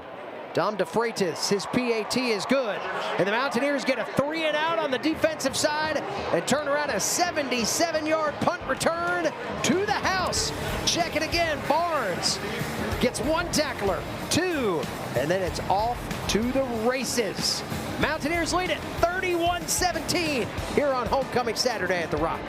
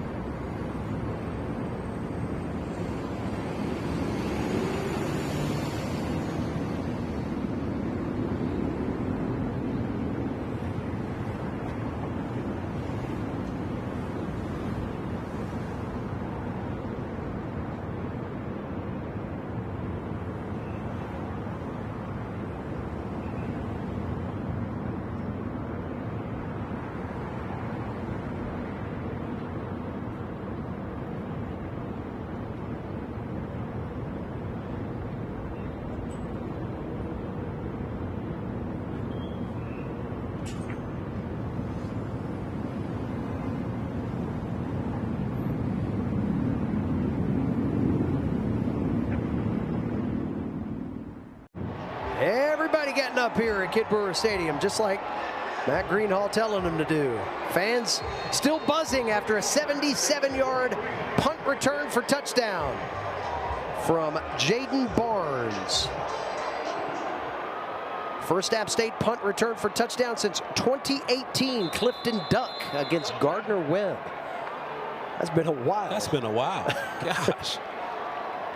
I think my car still smelled good back then. We'll see what Coastal Carolina does to respond. Avery Hall, this could be one of those drives that really dictates how the rest of this game goes. If Coastal Carolina comes back with a punch, expect to see this thing continue in that back and forth fashion. If Appalachian State's defense comes out and played like they did on the opening drive, this could be the beginning of what is a long second half for Coastal Carolina. You look at it, they're coming out in formation where they got trips to the wide side of the field, so that's going to put about 7, 8 guys in the box, really 7 guys in the box. They're going to try and run it and get Collier in space, exactly what they're doing. Collier stiff arms his way through the 30-yard line, picks up 5 on first down. Collier, so far in the game, 9 carries, 41 yards, and a touchdown. He's averaging just under 4.5 yards per touch. Ethan Johnson forced him out of bounds. Second down and a long 4 for the Chanticleers. Yeah, they're trying to spread out this Appalachian defense so that Collier can have some seams and some space to run. But Appalachian's just doing a great job of tackling right now. Here's Simpkins, that same side, left side he goes, and he's into open space, plowing through Zaire Gamble on his way to a first down gain inside Mountaineer territory to the 40-yard line.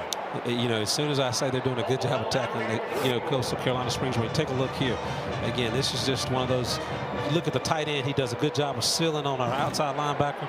Good run by Simpkins there. And now another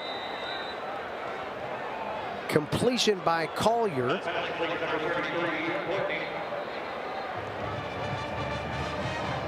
And Coastal Carolina going to go with tempo. That's good for a first down gain. Zaire Gamble on the tackle.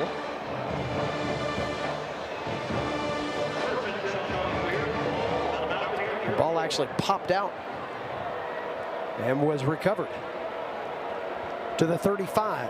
Coastal Carolina football, first down and 10. Chanticleers starting to pull back that arm, ready to punch forward and say we're not done yet. Collier, a high snap, disrupts the timing, goes option, keeps it, and goes right into the breadbasket of Thomas Davis. Call it maybe a 3-yard pickup. Colton Fair's in there as well. They'll call it 3 yards, second down and 7. That's just your vanilla RPO again. He's not going to pass, he's going to run. But again, he integrated that running back as that third option that he could have pitched it to.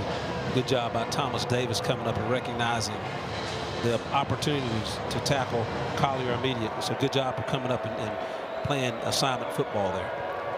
Collier, a national championship signal caller at Hutchinson Junior College last year. He has got pedigree for winning moments. Finds this ball to Washington on the handoff, who scampers out at the 25-yard line. That's Robbie Washington, the redshirt sophomore from Miami, had an earlier touch. Will be about a yard shy of the first down. 3rd and 1 the call. Obviously, they know they're having a difficult time getting the ball to Robbie down the field, so they're trying to get it to him in that jet sweep, motion. But he's a playmaker, averaging 11 yards per touch right now. Javon Edwards is the protection back off the right. He'll get the handoff. Right side run has the first down. Bouncing off tackler, still on his feet. He's going to go inside the 5-yard line.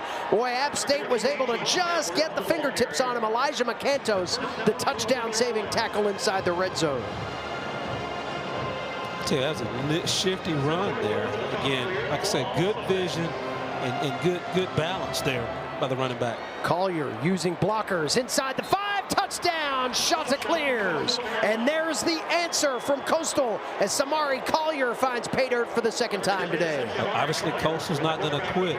This is really just good zone play. Again, you could call it a zone play or zone blocking or slide blocking. But Collier, and he seems to be gimpy, has a gimpy ankle there. But Collier does a good job of just kind of being patient, getting behind the offensive lineman, and once he sees that seam, he just gets through it and gets into the end zone. But he's a big guy too, so folks who are watching this on television, Samari Collier is 6'2", 231 pounds. He's a big guy. Kian Afukte pops through the PAT, and we've got a timeout on the field. Just under 10 minutes to go in this third quarter. Back and forth we go. 31-24 App State on top. It's Samari Collier into the end zone for the second time today.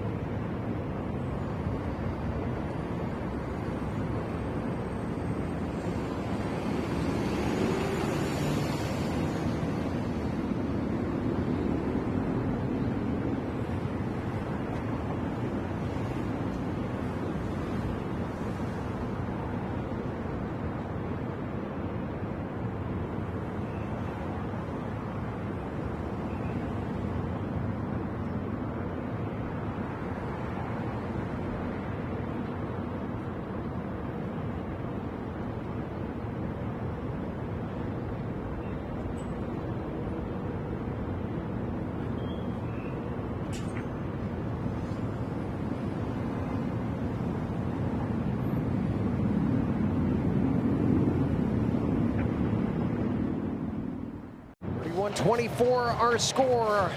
Coastal Carolina back in the end zone. 6-yard touchdown from Samari Collier. Capped a 7-play, 75-yard drive. Number 0 is now number 46. So a 7-point margin again. The difference, a Jaden Barnes punt return for touchdown. App State had a 7-point lead, extended it, and now Coastal Carolina's fought back. Kickoff out of the back of the end zone. And now, for the first time in the second half, here we are under 10 minutes in the third quarter, you get a chance to see the App State offense.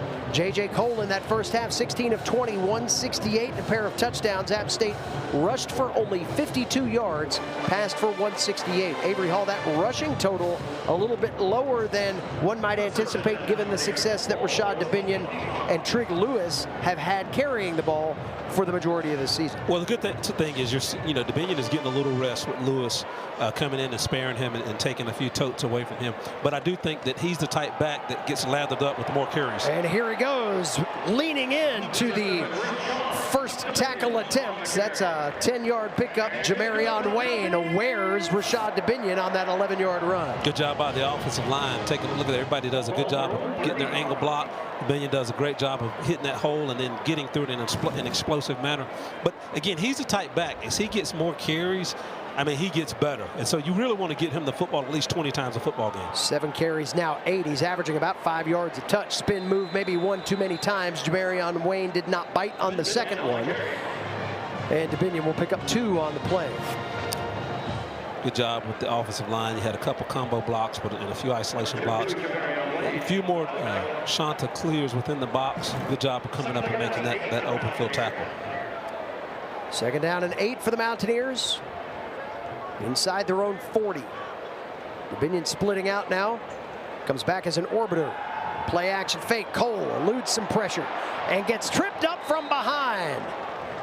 Noah Arinze got him from the backside and trips him up about 2 yards into his run-up field. To call it a 2-yard gain, that could have been much, much more had Arinze not gotten there. I tell you, had Arinze not gotten there, I think he could have maybe achieved the first down.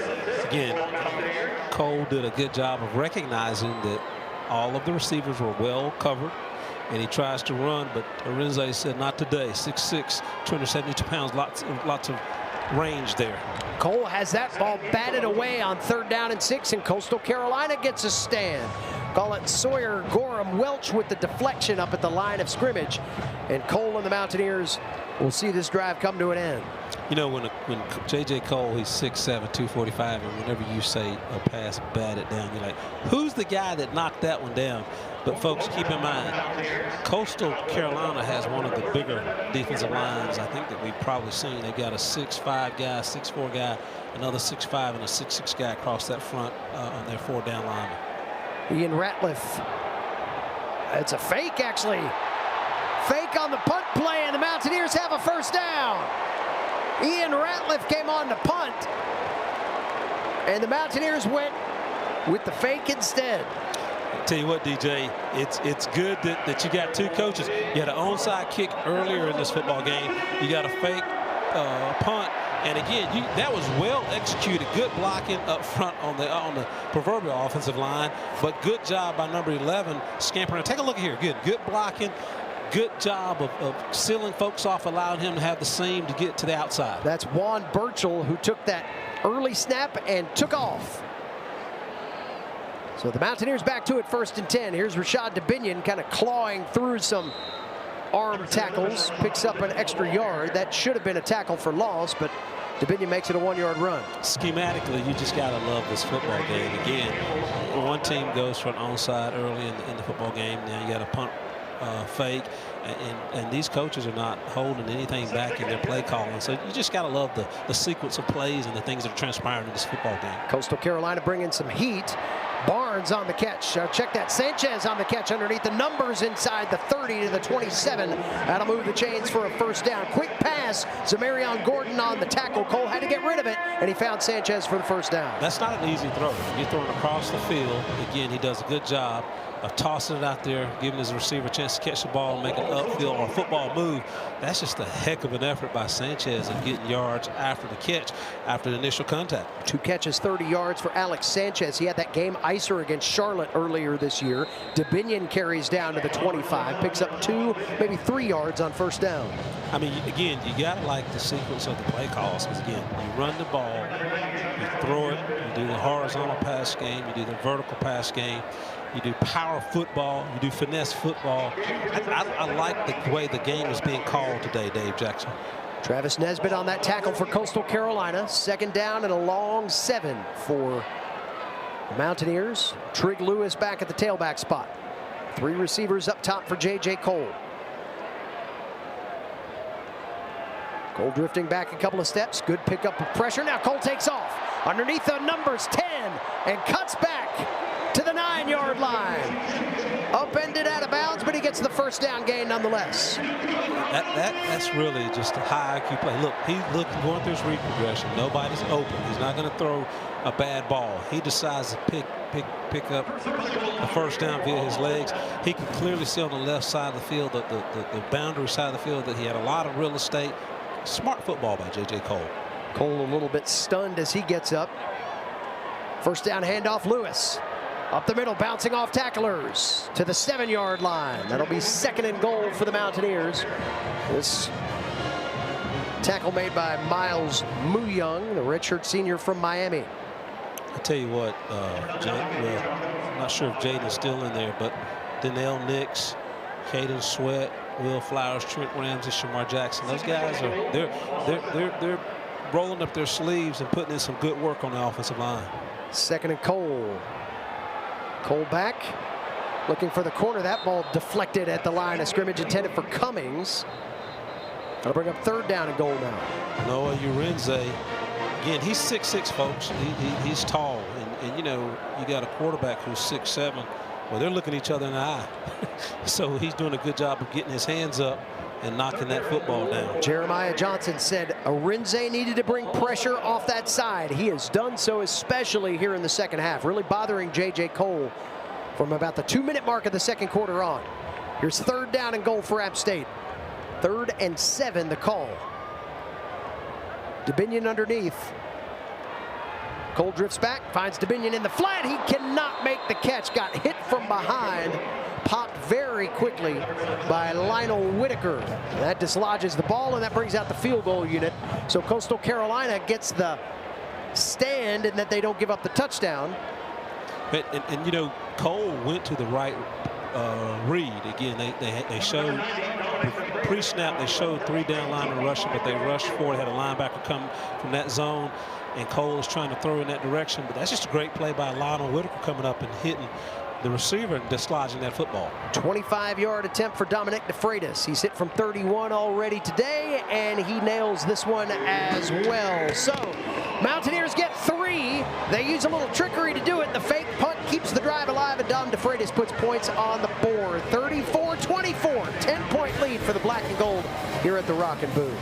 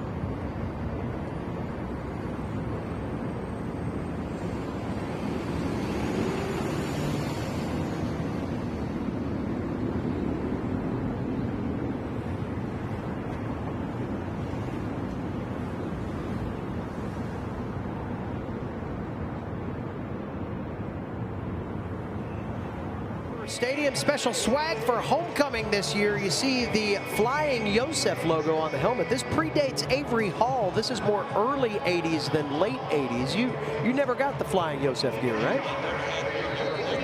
Flying Yosef gear had the Jerry Moore produced Block A, but I love the Flying Yosef. It reminds me of champions, because I think back in 86 and 87 they won championships wearing that Flying Yosef logo. That's the Sparky Woods era. That's Dino Hackett, who we talked to a few weeks ago. He was one of those Flying Yosef helmet-wearing Mountaineer linebackers. And John Settle, another one. I think that's why the Yosef was flying, because Settle was running so fast it could never get worked out. Something to that Flying Yosef, because even today we've been flying around on defense a little bit, flying around on offense.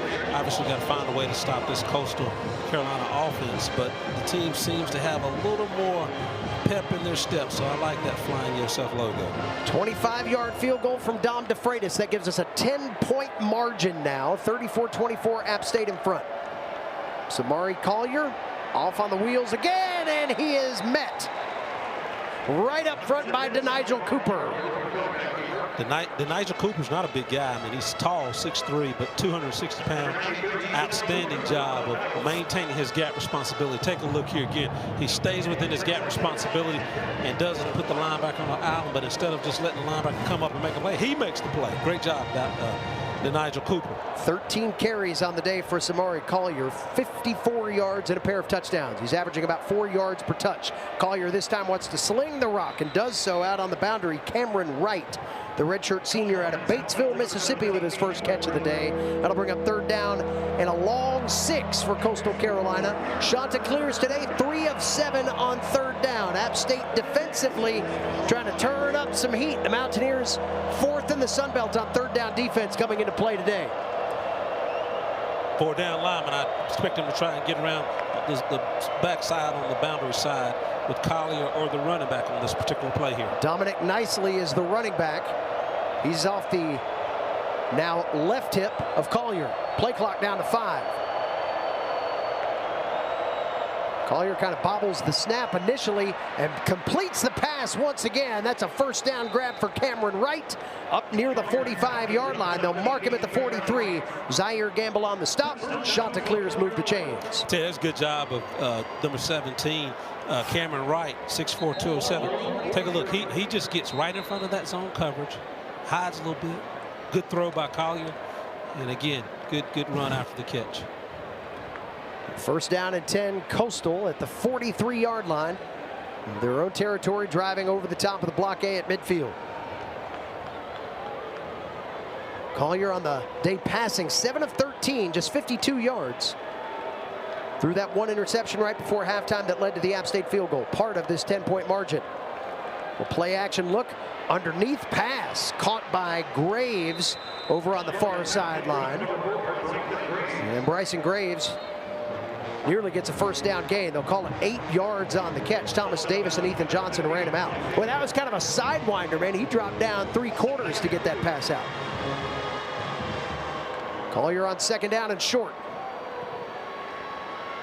Handoff good for a first down gain. That's Javon Edwards. And check that. That's Dominique Nicely. Colton Ferris in on the tackle. Good job by Colton Ferris coming up, filling that hole and making a good tackle there. Ferris came into play today with interceptions in his last 2. The only player in the FBS with 30 tackles, 2 interceptions, and at least 6 tackles for loss.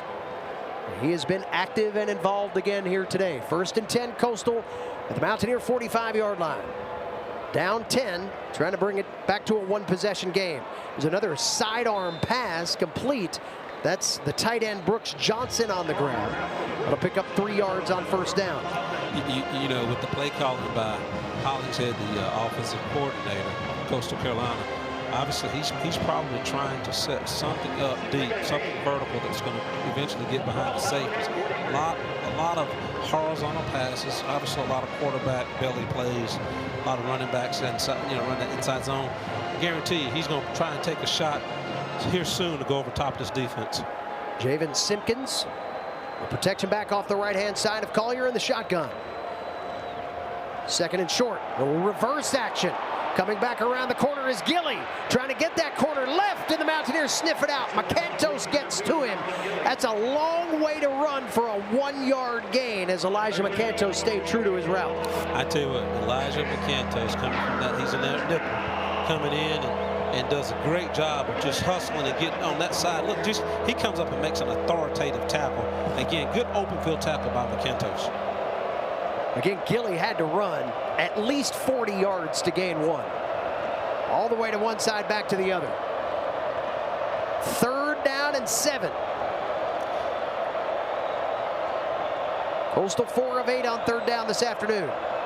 Shotgun snap, a lot of movement, plays blown dead. That's a false start. It looks like somebody on the offensive line got excited and jumped. But, Collier was probably excited as well because he had 2 receivers on the wide side of the field without a safety. Val. Defense, number 9. Wow, that's an offside against Dylan Manuel instead of the false start. So the movement against App State, still not enough for a first down, but makes it a much more manageable third down. We've got 3rd down and 2 now from the Mountaineer 37. So yeah, you definitely got to play gap responsibility here, because I'm sure Collier's going to run that football. Collier with Simpkins off his left. Collier drifting back and a throw it on 3rd and 2. He's got a man moving down the sideline. That's caught. And that is out of bounds at the 1-yard line. You know, we've been Jamison Tucker on the ground. You know, you keep seeing that horizontal passing game. You see them running inside the tackle. You see the zone play, the isolation play. They're setting it up to go over top, and they took their shot. Coastal going to go for it quickly, and I think they're going to review this. They're going to see if he hit the pylon and call this a touchdown. I thought from the naked eye it looked like Tucker got the pylon before he stepped out. But we will see.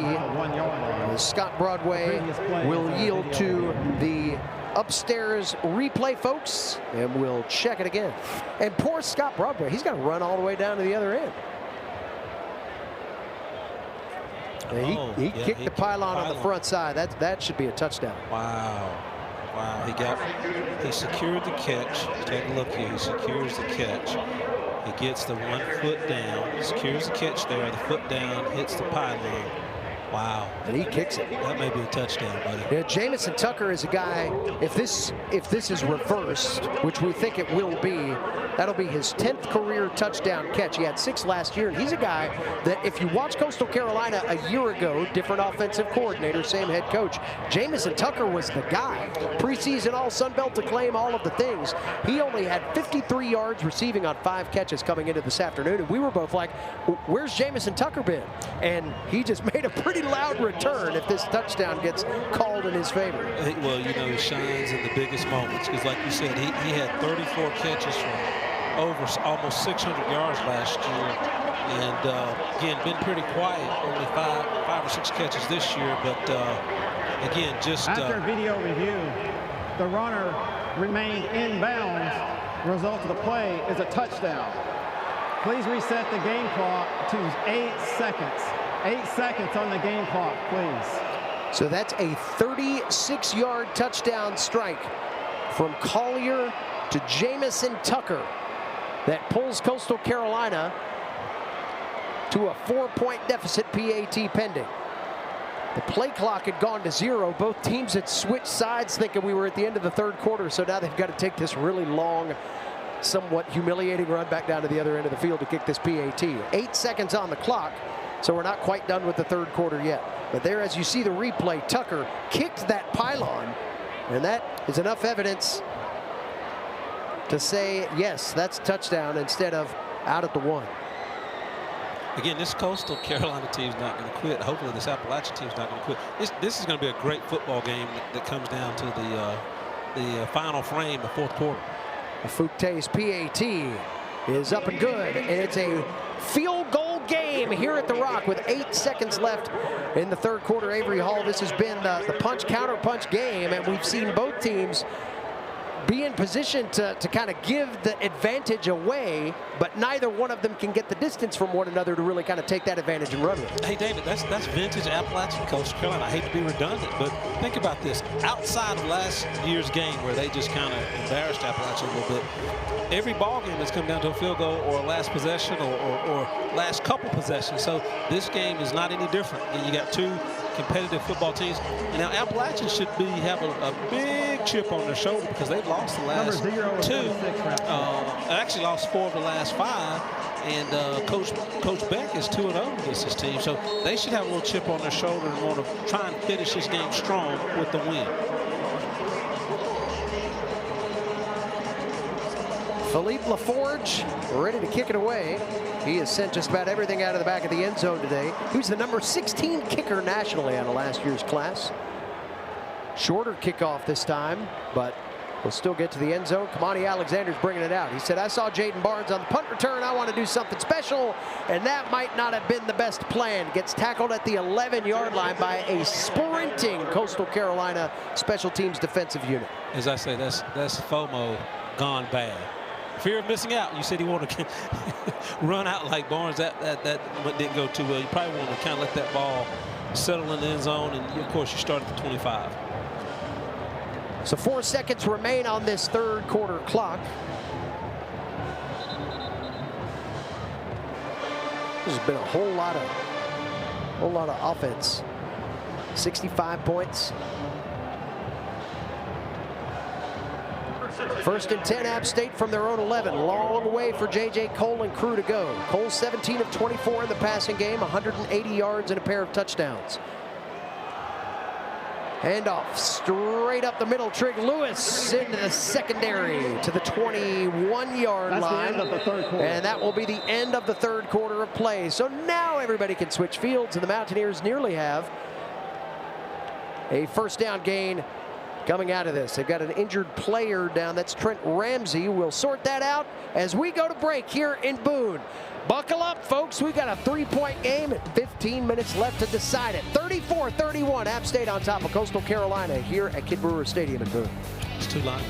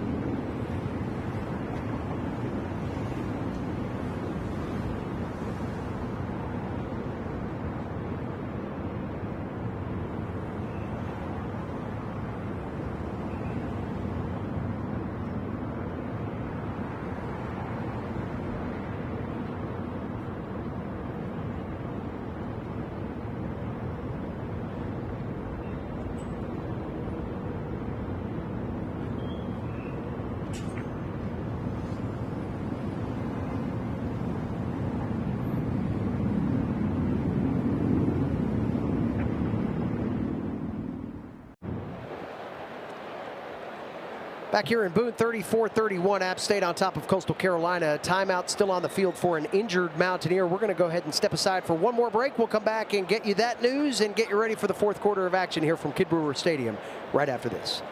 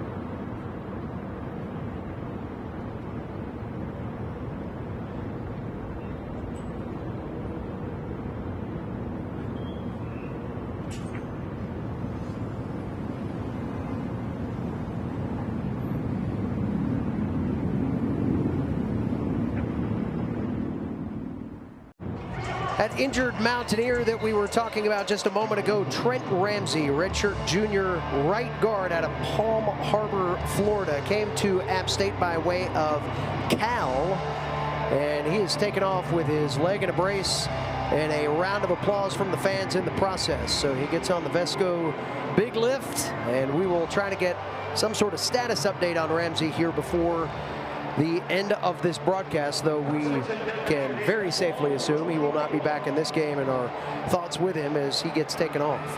That's 2 offensive linemen that App State has lost today. They also lost Jaden Ramsey earlier at left tackle, and he has been replaced by Donnell Nix, who has done a pretty good job for him.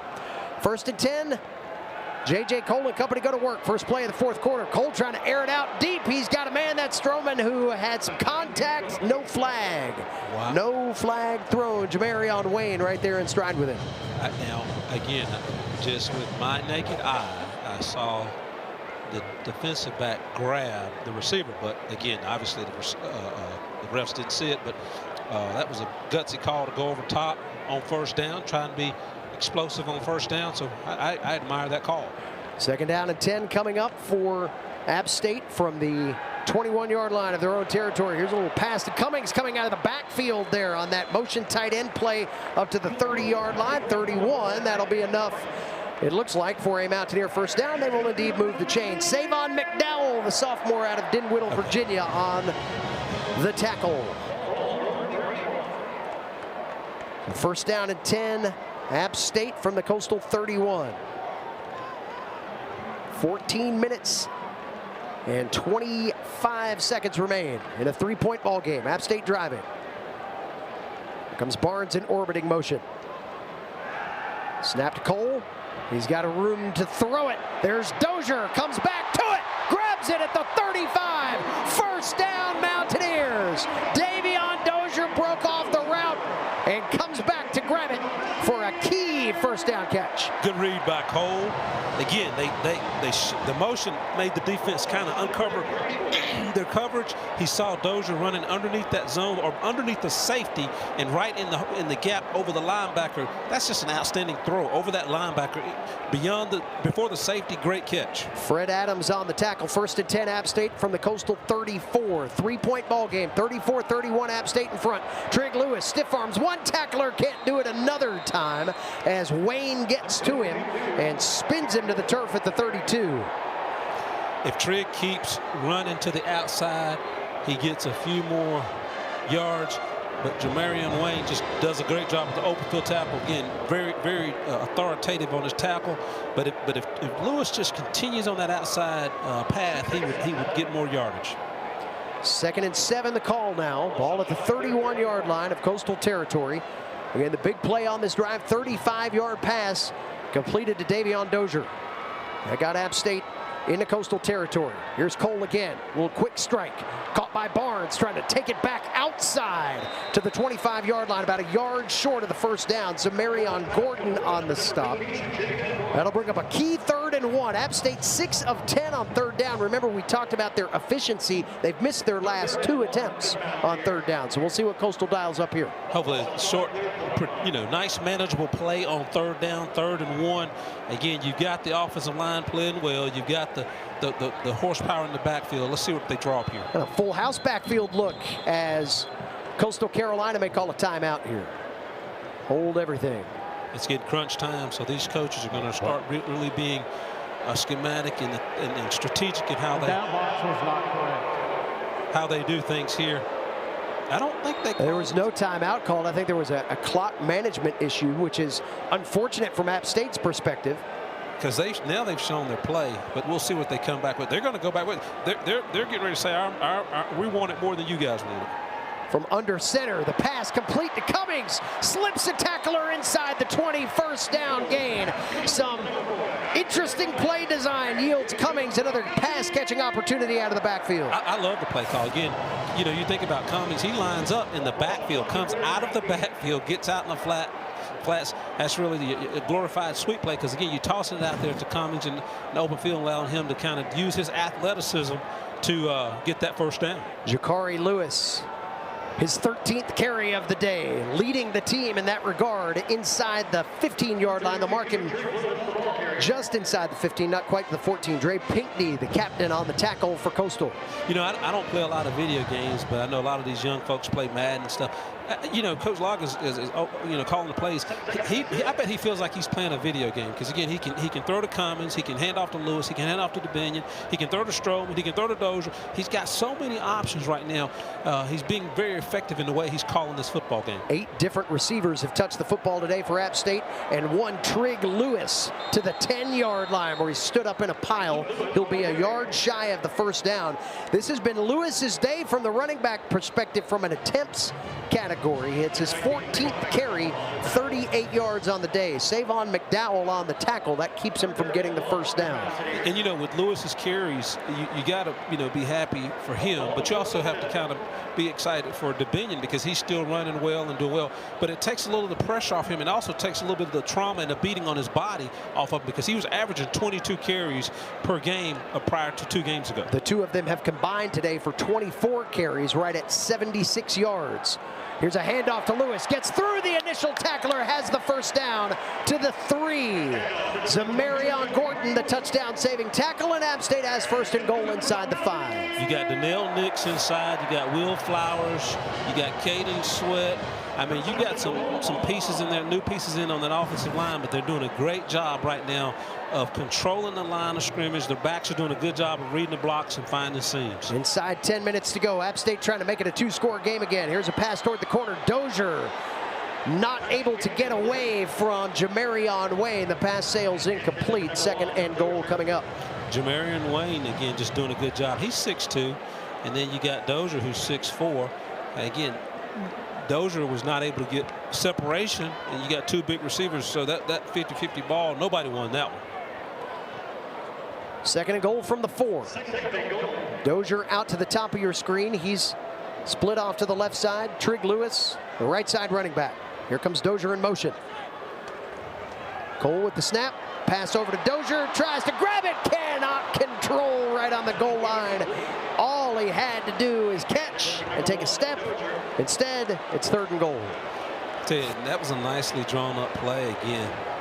Rolling Coles out, quick throw, and Dozier just couldn't hang on to it. Again, it hits him in the hands, in his both hands, and he just couldn't pull it in.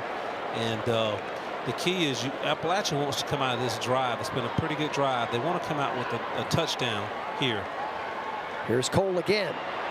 Trying to take off on the run. Spin move back to the line of scrimmage to the 4. Interestingly enough, first and goal inside the 5, and that's 3 consecutive pass plays. Well, and you know, that's why sometimes, you know, you have to admire that, because see, if you run 3 plays, you don't get it, you're damned if you do, damned if you don't, excuse my French. But that, you know, I like the aggressiveness of the play call.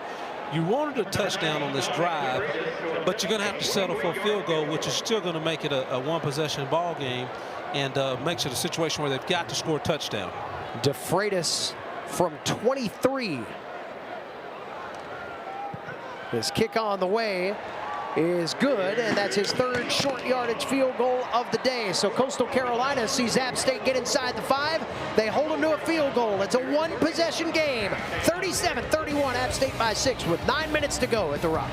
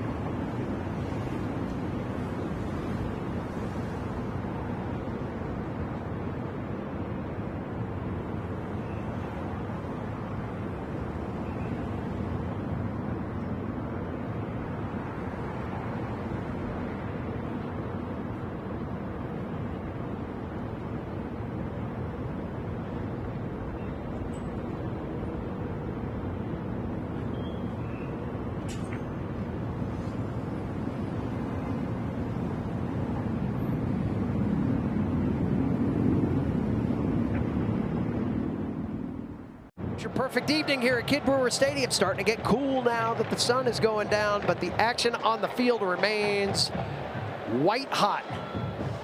68 combined points between these two teams. App State gets a 23-yard field goal from Dom DeFreitas, caps off a 14-play, 84-yard drive. Took 6 minutes, got inside the 4-yard line, but Coastal Carolina gets the defensive stand they needed and maintained just a 6-point deficit. Touchdown and an extra point puts you ahead on this drive. It'll be interesting to see how Tim Beck and Drew Hollingshead play call and scheme this thing, because they've had some success on the ground, Avery Hall. They've also had some success with some, I'll call it trick pass plays, because they've had to set those plays up with run, and pass has worked. Well, again, they're going to look to go over top eventually, because they're running a lot in between the tackles. They're running a lot of the outside zone. They're also kind of throwing that horizontal pass game. So they're going to try and go over top. But what's ironic is they've scored 31 points here today. They only averaged 14 coming into this ball game. Samari Collier on the run play picks up 3 yards on first down. Collier good for 156 total yards of offense now on the day. Jalen Willis on the stop for App State. Collier has thrown for 99. He has now run for 57. Check that, 58 on 14 attempts, averaging 4 yards per carry from the QB spot. It's almost like having an extra running back there, though with a good enough arm to throw for 99 yards on 10 of 16 completions. Here's a pass out toward the sideline. That's complete. First catch for Carmelo English, the junior out of West Georgia. He's got his catch of the ball game. He has not had a multi-receiving effort yet this year. Carmelo English did a good job of getting down to the getting to the first down marker, knowing exactly where he needed to be. Good throw by Collier on that play. 1st and 10 game, and Simpkins on the carry for a pickup of 1. Jalen Willis, the senior linebacker, on the tackle for App State. Willis is a guy who had a high motor at the beginning of the year. Dowell Loggins and DJ Smith have been talking to him about maintaining composure. Willis has been on the field for some big moments in this game. Good to see him back out there. 2nd down and 9. Pass out on the boundary. Washington trying to release, does so. Up to midfield, 1st down gain, Coastal Carolina. As Robbie Washington rides the rail of that near sideline. Thomas Davis finally pushes him out of bounds right at the midfield stripe. Another great play call. Again, you get that little bubble screen, or a little pass to the outside in the flats, and he tries to get what he can. Good job of running after the catch. Simpkins across midfield picks up 4 yards on 1st down. When we were talking to Drew Hollingshead this week, he said something that I think is very reminiscent of how this game has played out. He said, from a play caller's perspective, you never want to turn your team into something they are not. Such a great balance of the run and the pass with Samari Collier, who hasn't had a ton of experience here at Coastal Carolina this year, but they've given him manageable situations from an offensive standpoint, not asking him to do too much. And he also talked about development. He talked about, they're having to teach these players what to do, not necessarily how to do it, but these guys have risen to the occasion and kind of stepped up and starting to make big plays for this offensive unit. Dominic nicely stood up by Kevin Abrams-Verwain at the 43-yard line. Hell's bells ring here on 3rd down at the Rock, and this is a big one. 3rd down and 3. Coastal down 6 with the ball in App State territory.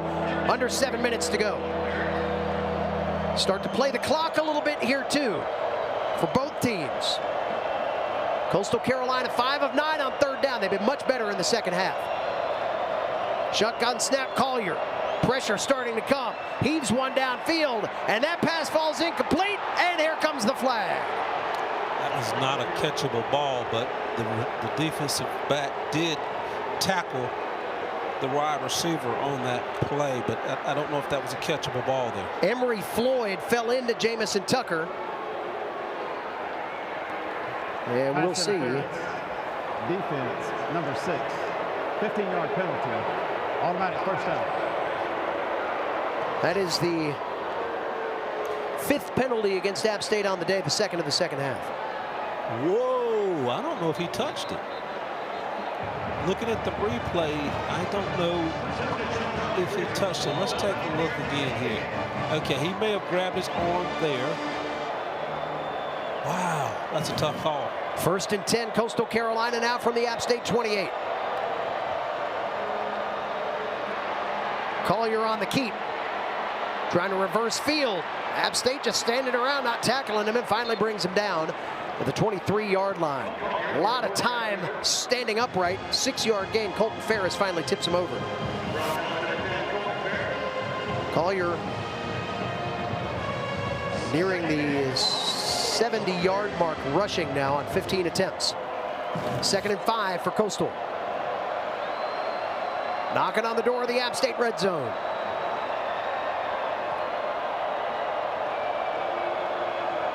The back is Simpkins off the right-hand side of Collier. Play clock down to 8. Here's Collier bouncing, running away from pressure, and will heave this ball into the sideline. Great pursuit there by Kyle Arnholt. And that'll bring up 3rd down and 5. Smart decision by Collier. Again, he's outside the tackle box, so he can get rid of that. It's not intentional grounding, but again, you know, pretty good penetration by the 3 technique, which is the defensive tackle, the 1 technique, get penetration, forcing him outside. And he just didn't have any receiver to go to. All the defenders had really not allowed any separation. He didn't have anywhere to go with the football.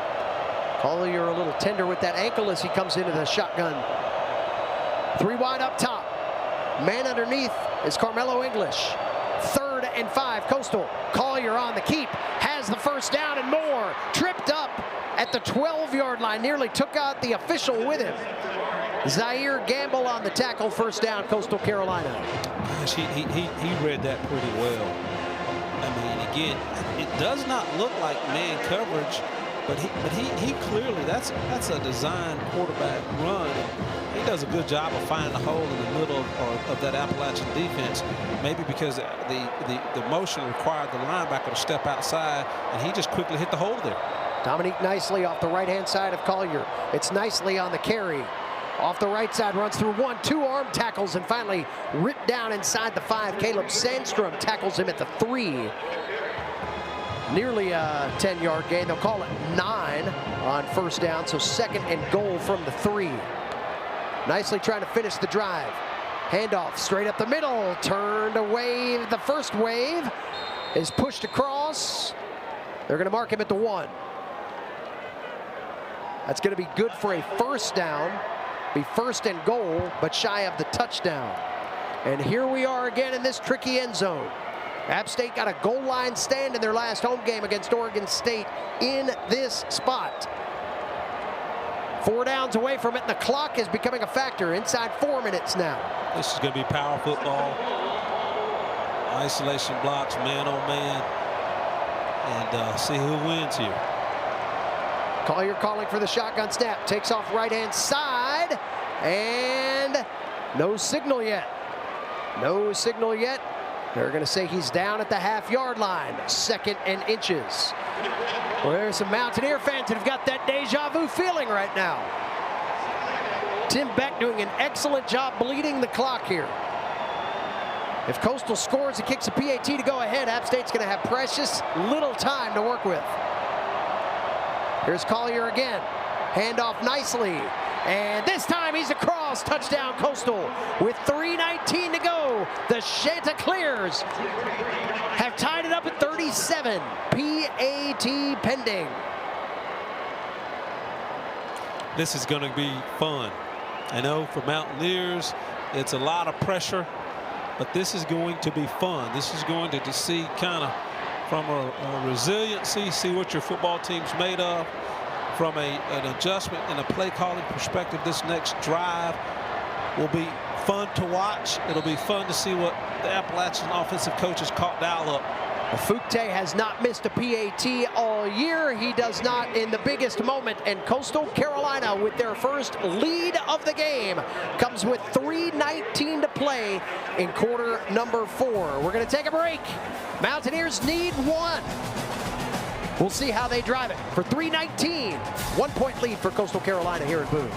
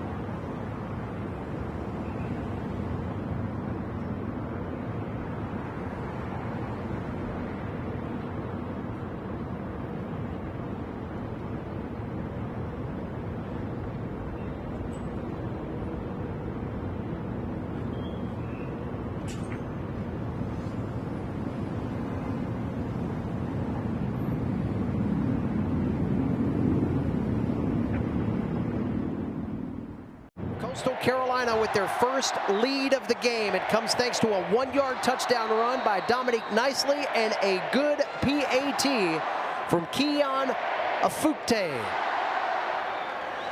38-37 Coastal. That was a 13-play, 75-yard drive. Took nearly 6 minutes. It was methodical. App State gonna bring it out. And now handoff on the reverse here to Burchell, who gets hit at the 5. Now he's out to the 10, 15, and finally run out at the 20-yard line and thrown into the sideline awfully late. App State fans want a flag. I don't think they're going to get it. We're going to get quite a bit of conversation over there on the Coastal Carolina sideline, and these two head coaches' hearts are in their throat right now because you don't want a penalty in a moment like this to be the difference one way or the other. I think the referees missed an opportunity.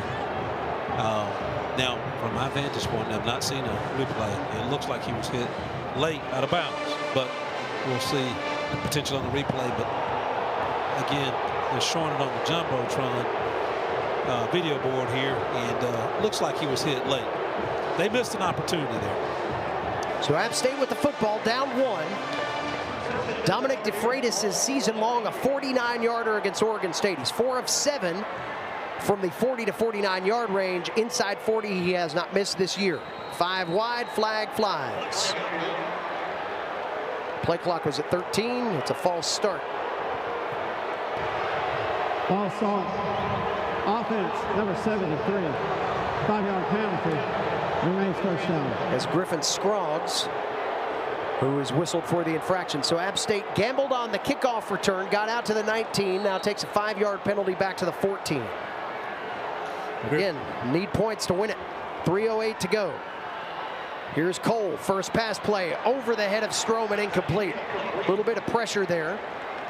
Bring up 2nd and 15. 2nd and 15. Makes for a tough play call, but you got to try and get at least half of the yardage or a little more to make the third down play call enough to keep the defense off balance. Trig Lewis off the right-hand side of Cole in the shotgun. 2nd down and 15. Cole with pressure. Pass underneath Cummings. Fights off a tackler across the 20. Gets to the 22 and stood up there. App State fans asking about contact after the whistle. They're feisty right now. Check that 3rd down and 7 coming up. I mean, you think about it. You're down by 10. You come back. You're up by 1. You got every right to be feisty, and it's called confidence. You got Coastal Carolina, the Chanticleers have a bunch of confidence right now, and they're trying to put this ball game away. And this is a big 3rd down for Appalachian. 3rd down and 7. Cole with time. Coming back for Stroman. That ball is thrown over his head. Tried to lean in to the defender Lionel Whitaker and did not get the favorable call. He was trying to bait pass interference. That ball was thrown over his head. Whitaker may have impeded his way back, but that call not coming. This is a ball game play right here. 2:22 to go. 4th down and 7 is the call. Looks like Coastal's going to be in cover 4. They're not going to let anybody behind them. Cole stepping back underneath. Cummings tackled inside the 25. Not enough. And App State misfires on the 4th down play and gives the ball back to Coastal with a 1-point lead and 2:16 to go. You know, that's a tough situation because, one, as a quarterback, you really don't want to see your quarterback throw a pass that does not get you a 1st down when it's 4th and 10 or whatever it was. The receiver needs to understand he has to get depth. He has to get as deep as the line to gain to get beyond that 1st down marker, and neither happened. And so, you just got to want to hope that your players respond in a better manner in that situation to get a little more depth to get the 1st down, as well as quarterback throwing towards the 1st down marker. So now App State's defense needs to answer the bell. They've got all 3 timeouts, 2:16, so you get the 2-minute warning stoppage here as well. Here's Simpkins off the right side, slicing his way inside the 15-yard line. 1st down, Coastal. Let him score. Kick the PAT. It's an 8-point game. I'm sure a little bit of that math is going on in the heads of the App State staff right now. Got to play that, hey, let's let him in. I'm sure Tim Beck is saying during this timeout right now that's been called by App State, hey, if they let you go, take a dive on the one and don't go in. Yeah. And make them burn another timeout at least. It's a chess match now. And, this game has been a chess match. It's perfect in a way that it's ending like this. Yeah, and in Appalachian, if I'm looking at it correctly, they've got 2 timeouts left. So, you know, I think I'd look at it a little different. You know, I'd try and see if I can stop them and at least get the ball back. And you're not going to have any timeouts if you can stop them in the next 3 downs. But you still would have at least, you know, a minute 5, maybe, you know, 65 to 70 seconds to try and get down the field if you can stop them. But they may go for a field goal as well. I would assume, though, that if Coastal scores, they go for 2, right? Because if they get the 2, you make it a 9-point game. If you don't get it, touchdown field goal. Still a lot. Here's Edwards off the far side. Shoved out of bounds with 2:02 to go. Why did the clock not stop when the guy had gone on bounds? 2-minute timeout. We'll take a timeout. The 2-minute timeout is here. 38-37, Coastal Carolina by a point. We'll take a break, come back. We'll let you know how this all ends here from Kid Brewer Stadium in Boone. Coastal by a point.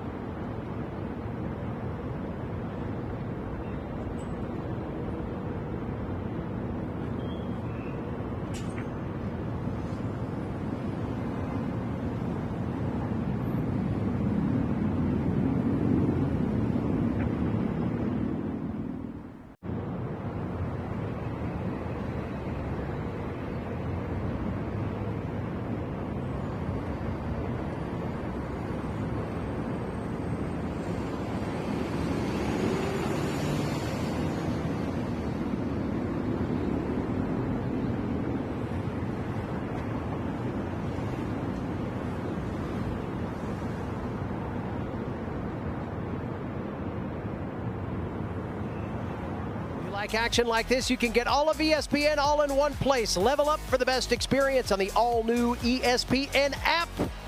Link your account. You can watch, play, sync, personalize, bite your fingernails just like we all have been here in this one. Edwards across the goal line, touchdown Coastal. So App State kind of lets the C's part there, gives Coastal the 44-37 advantage. Javon Edwards in on the 8-yard touchdown run. And now you play the math game. Looks like Coastal's going to go for a PAT, which would make App State have to score a touchdown and go for 2. First the PAT. Foutte splits the uprights. So the PAT good, and now App State needs to use some of that Kid Brewer Stadium magic one more time. With 1:56 to go, Avery Hall, you get a little bit more true offensive look. 1:56 to play, 2 timeouts. This is 2-minute drill material right here, so it's not an uncommon situation, and you're not too far up against the clock at this point. Most teams practice the 2-minute drill every day, or at least twice a week in practice. And Appalachian has an opportunity. You go down, you score, you convert on a 2-point conversion, you tie the football game. It's not going to be easy because Coastal Carolina has stepped it up defensively, and but you got an opportunity here. You practice this often, and hopefully you've got the well, not hopefully, you definitely know you got the tools to get it down the field with you know, all of the weapons: Dozier, Strowman, Barnes, Cummings. You're just going to have to be aggressive, and it's harder to throw the football down the field when the defense knows that. I mean, obviously, you know, the situation, they know you're going to try and get the ball deep or get behind the safety. So it's going to be tough, but there's an opportunity here. Felipe LaForge to let it go. Saw blade kick. Kamani Alexander going to let that one go. Good thing it was out of the back of the end zone anyway. All right, so 1:56 to play. App State needs a touchdown and a 2-point conversion to tie it.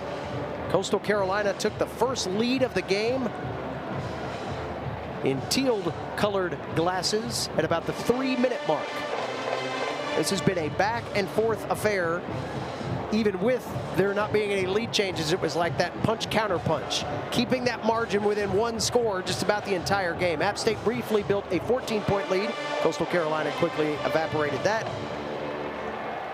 And here we are. Well, and they've gone, both teams have gone back and forth all day. I mean, so this type of, you know, ending either way, whether it's Coastal or Appalachian, does not surprise me. Here's Cole with some heat, and that ball is picked. There's a flag on the play, so hold everything. Coastal Carolina may have had the game-clinching interception. Hold that thought. Luke Murphy has the football. Looks like it's going to be on Appalachian based on the Coastal Carolina players saying that they're going to. Prior to the interception, personal foul, face mask, defense number 8. Wow. 15-yard penalty, automatic first down. So the Mountaineers catch a break. They catch a break, big Catch a break and catch some field position as well. That's a 15-yard penalty, so instead of the game-ending interception for Luke Murphy, he'll have that on his almost highlight reel as the play was wiped out by a penalty. And that was pressure. That was exactly what Jeremiah Johnson was talking about all week. Pressure, pressure, disrupt the passing lanes, disrupt timing. He got the result. Let's see if they can do it again. Meanwhile, 1st and 10 App State at their own 40. Cole back to pass. Goes with the relief valve to Trig Lewis, who gets out of bounds, tackled into the Coastal sideline. About an 8-yard pickup to the 48-yard line. Tell you what, nice play. Throwing that check down pass to Lewis because everybody was covered. Again, they're rushing 4 down linemen. Still getting adequate pressure on Cole. But keep in mind, Appalachian has a banged up offensive line. They've lost 2 offensive linemen today in right guard Trent Ramsey and left tackle Jaden Ramsey. So again, this is going to be a tough situation for them. 2nd down and 2 again. Lewis tackled into the boundary. Luke Murphy on the stop. Clock stops to move the chains. 1:37 to go, and App State into Coastal territory now. Again, App State would need a touchdown and a 2-point conversion to tie the ball game. You know, most teams practice a 2-minute offense in practice on a daily basis. You know, a lot of coaches use it, you know, for conditioning. A lot of coaches use it to truly work on situational coaching. We'll see who's been paying attention because, again, Appalachian has an opportunity, but again, Coastal's not going to give them anything deep. They're going to try and keep everything underneath, and they're going to have to methodically go down the field and pick and choose how they get chunks of yards here. Jaden Barnes, 5th catch of the day. 2nd down and 5. Cole rolling out, looking for something. Finds Lewis, takes off inside the 35-yard line. They'll mark him at the 32. Clock stops to move the chains. First down, App State. 1:06 to go. Zeke Campbell caught him from behind. Great decision by Cole. He probably saw, Dozier wide open, I think, in the middle of the field, but decided not to throw into double coverage. Great decision to throw underneath there. Lewis off his left. First down and 10. Cole looking for the quick strike. Over toward the sideline. Cummings. Flag on the play as Cummings fights out of bounds. To the 25-yard line. That's a pickup of 7. Is this going to be pass interference on Coastal? Let's see here. Clock stop with 55 seconds. Scott Broadway has been busy. Not in number, but in significance. This is the 10th penalty of the game combined. We're going to pick it up. A lot of chatter. Meanwhile, Coastal getting the sub. This is almost a timeout without it being a timeout. Scott Broadway's like, hey, you got to finish this. Tell me what the deal is. Not a timeout, but who's taking advantage of it? Which coaches are putting together strategy? Pass interference. Offense, number 8. Wow, they call pass interference on offense. Wow. Maybe he pushed off to separate. That's how he got that separation.